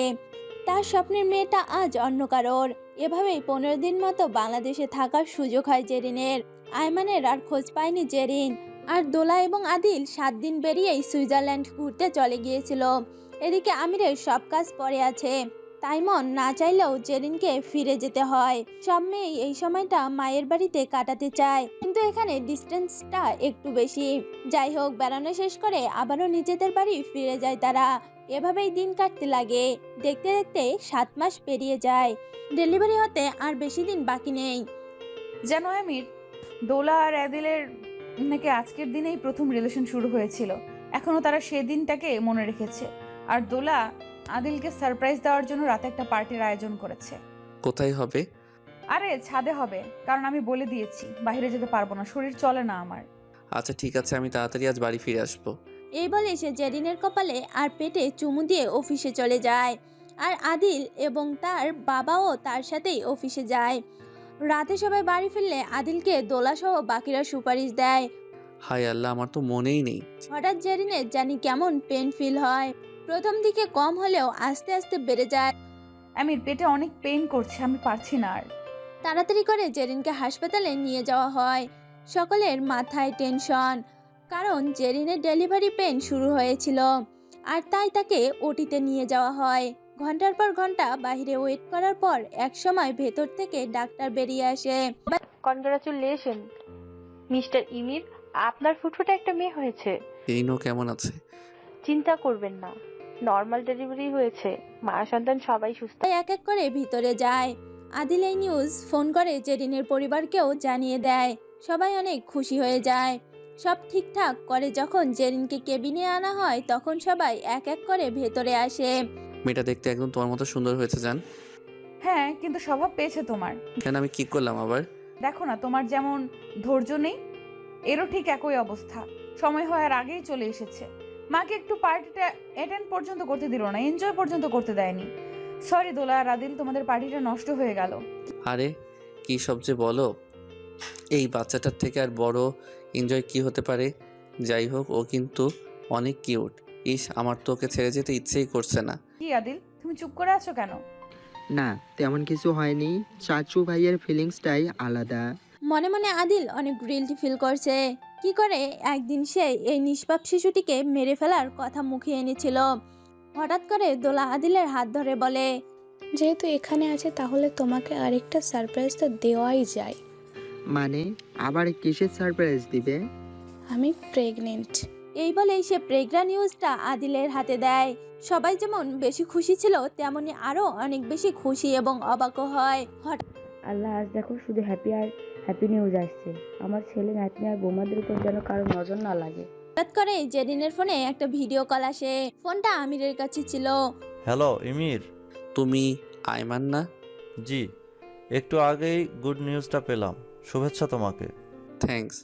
ফোনটা কি জেরিনের কাছে দেওয়া যাবে? আমির ফোনটা জেরিনের কাছে দিতে আয়মান তাকে বলে, তুমি এভাবে সব সময় সুখী হও। আর একটা খবর দেওয়ার আছে তোমাকে। আমার সামনের সপ্তাহে বিয়েতে তুমি থাকলে অনেক খুশি হতাম, কিন্তু আমি জানি তোমার শরীরের কন্ডিশন এখন ভালো নেই। শুনে অনেক খুশি হলাম তুমি বিয়ে করেছো। কারো জন্য কারো জীবনকে থামিয়ে রাখা উচিত নয়। আর আমার মেয়ের জন্য দোয়া করবে। কথা বলা শেষ হয়ে গেলে আমির সবার সামনে জেরিনকে বলে, আজ আমাদের জীবন পূর্ণতা লাভ করেছে। ঘর আলো করে মেয়ে এসেছে। এখন মনে হচ্ছে জীবনে আর কোনো কিছু চাওয়ার পাওয়ার নেই, সব পেয়ে গিয়েছি আমি। জীবনের শেষ মুহূর্ত পর্যন্ত আমি তোমাদের দুজনের পাশে সব সময় থাকবো। এই বলেই সে জেরিনার নিজের মেয়ের কপালে চুমু দেয়। সবাই এতে অনেক খুশি হয়। হ্যাঁ, এইভাবেই সেই দিনে সেই টক্সিক লাভারটা আজ জেরিনের জীবনের সবচেয়ে গুরুত্বপূর্ণ মানুষের তালিকায় অন্যতম হয়ে দাঁড়িয়েছে। এইভাবেই তারা নিজেদের গল্প চালিয়ে যাবে। তাদের মেয়ে সুন্দর একটা নাম রাখবে। একদিন দোলা আর আদিলের ঘরেও কোনো এক অতিথি আসবে। কারো লাইফ থেমে থাকবে না। হয়তো এভাবেই তাদের সকলের ভালোবাসা দিন দিন বৃদ্ধি পাবে। মোরাভার এত ঝামেলা পড়ো যে তারা দুজন এক হতে পেরেছে, সেটাই অনেক। কথায় আছে না, কাউকে মন থেকে চাইলে তাকে একদিন না একদিন ঠিকই পাওয়া যায়। যদিও ভাগ্যটা অনেক বেশি গুরুত্বপূর্ণ। যাই হোক, এভাবেই জেরিন এবং আমিরের লাভ স্টোরি হ্যাপি এন্ডিং হয়।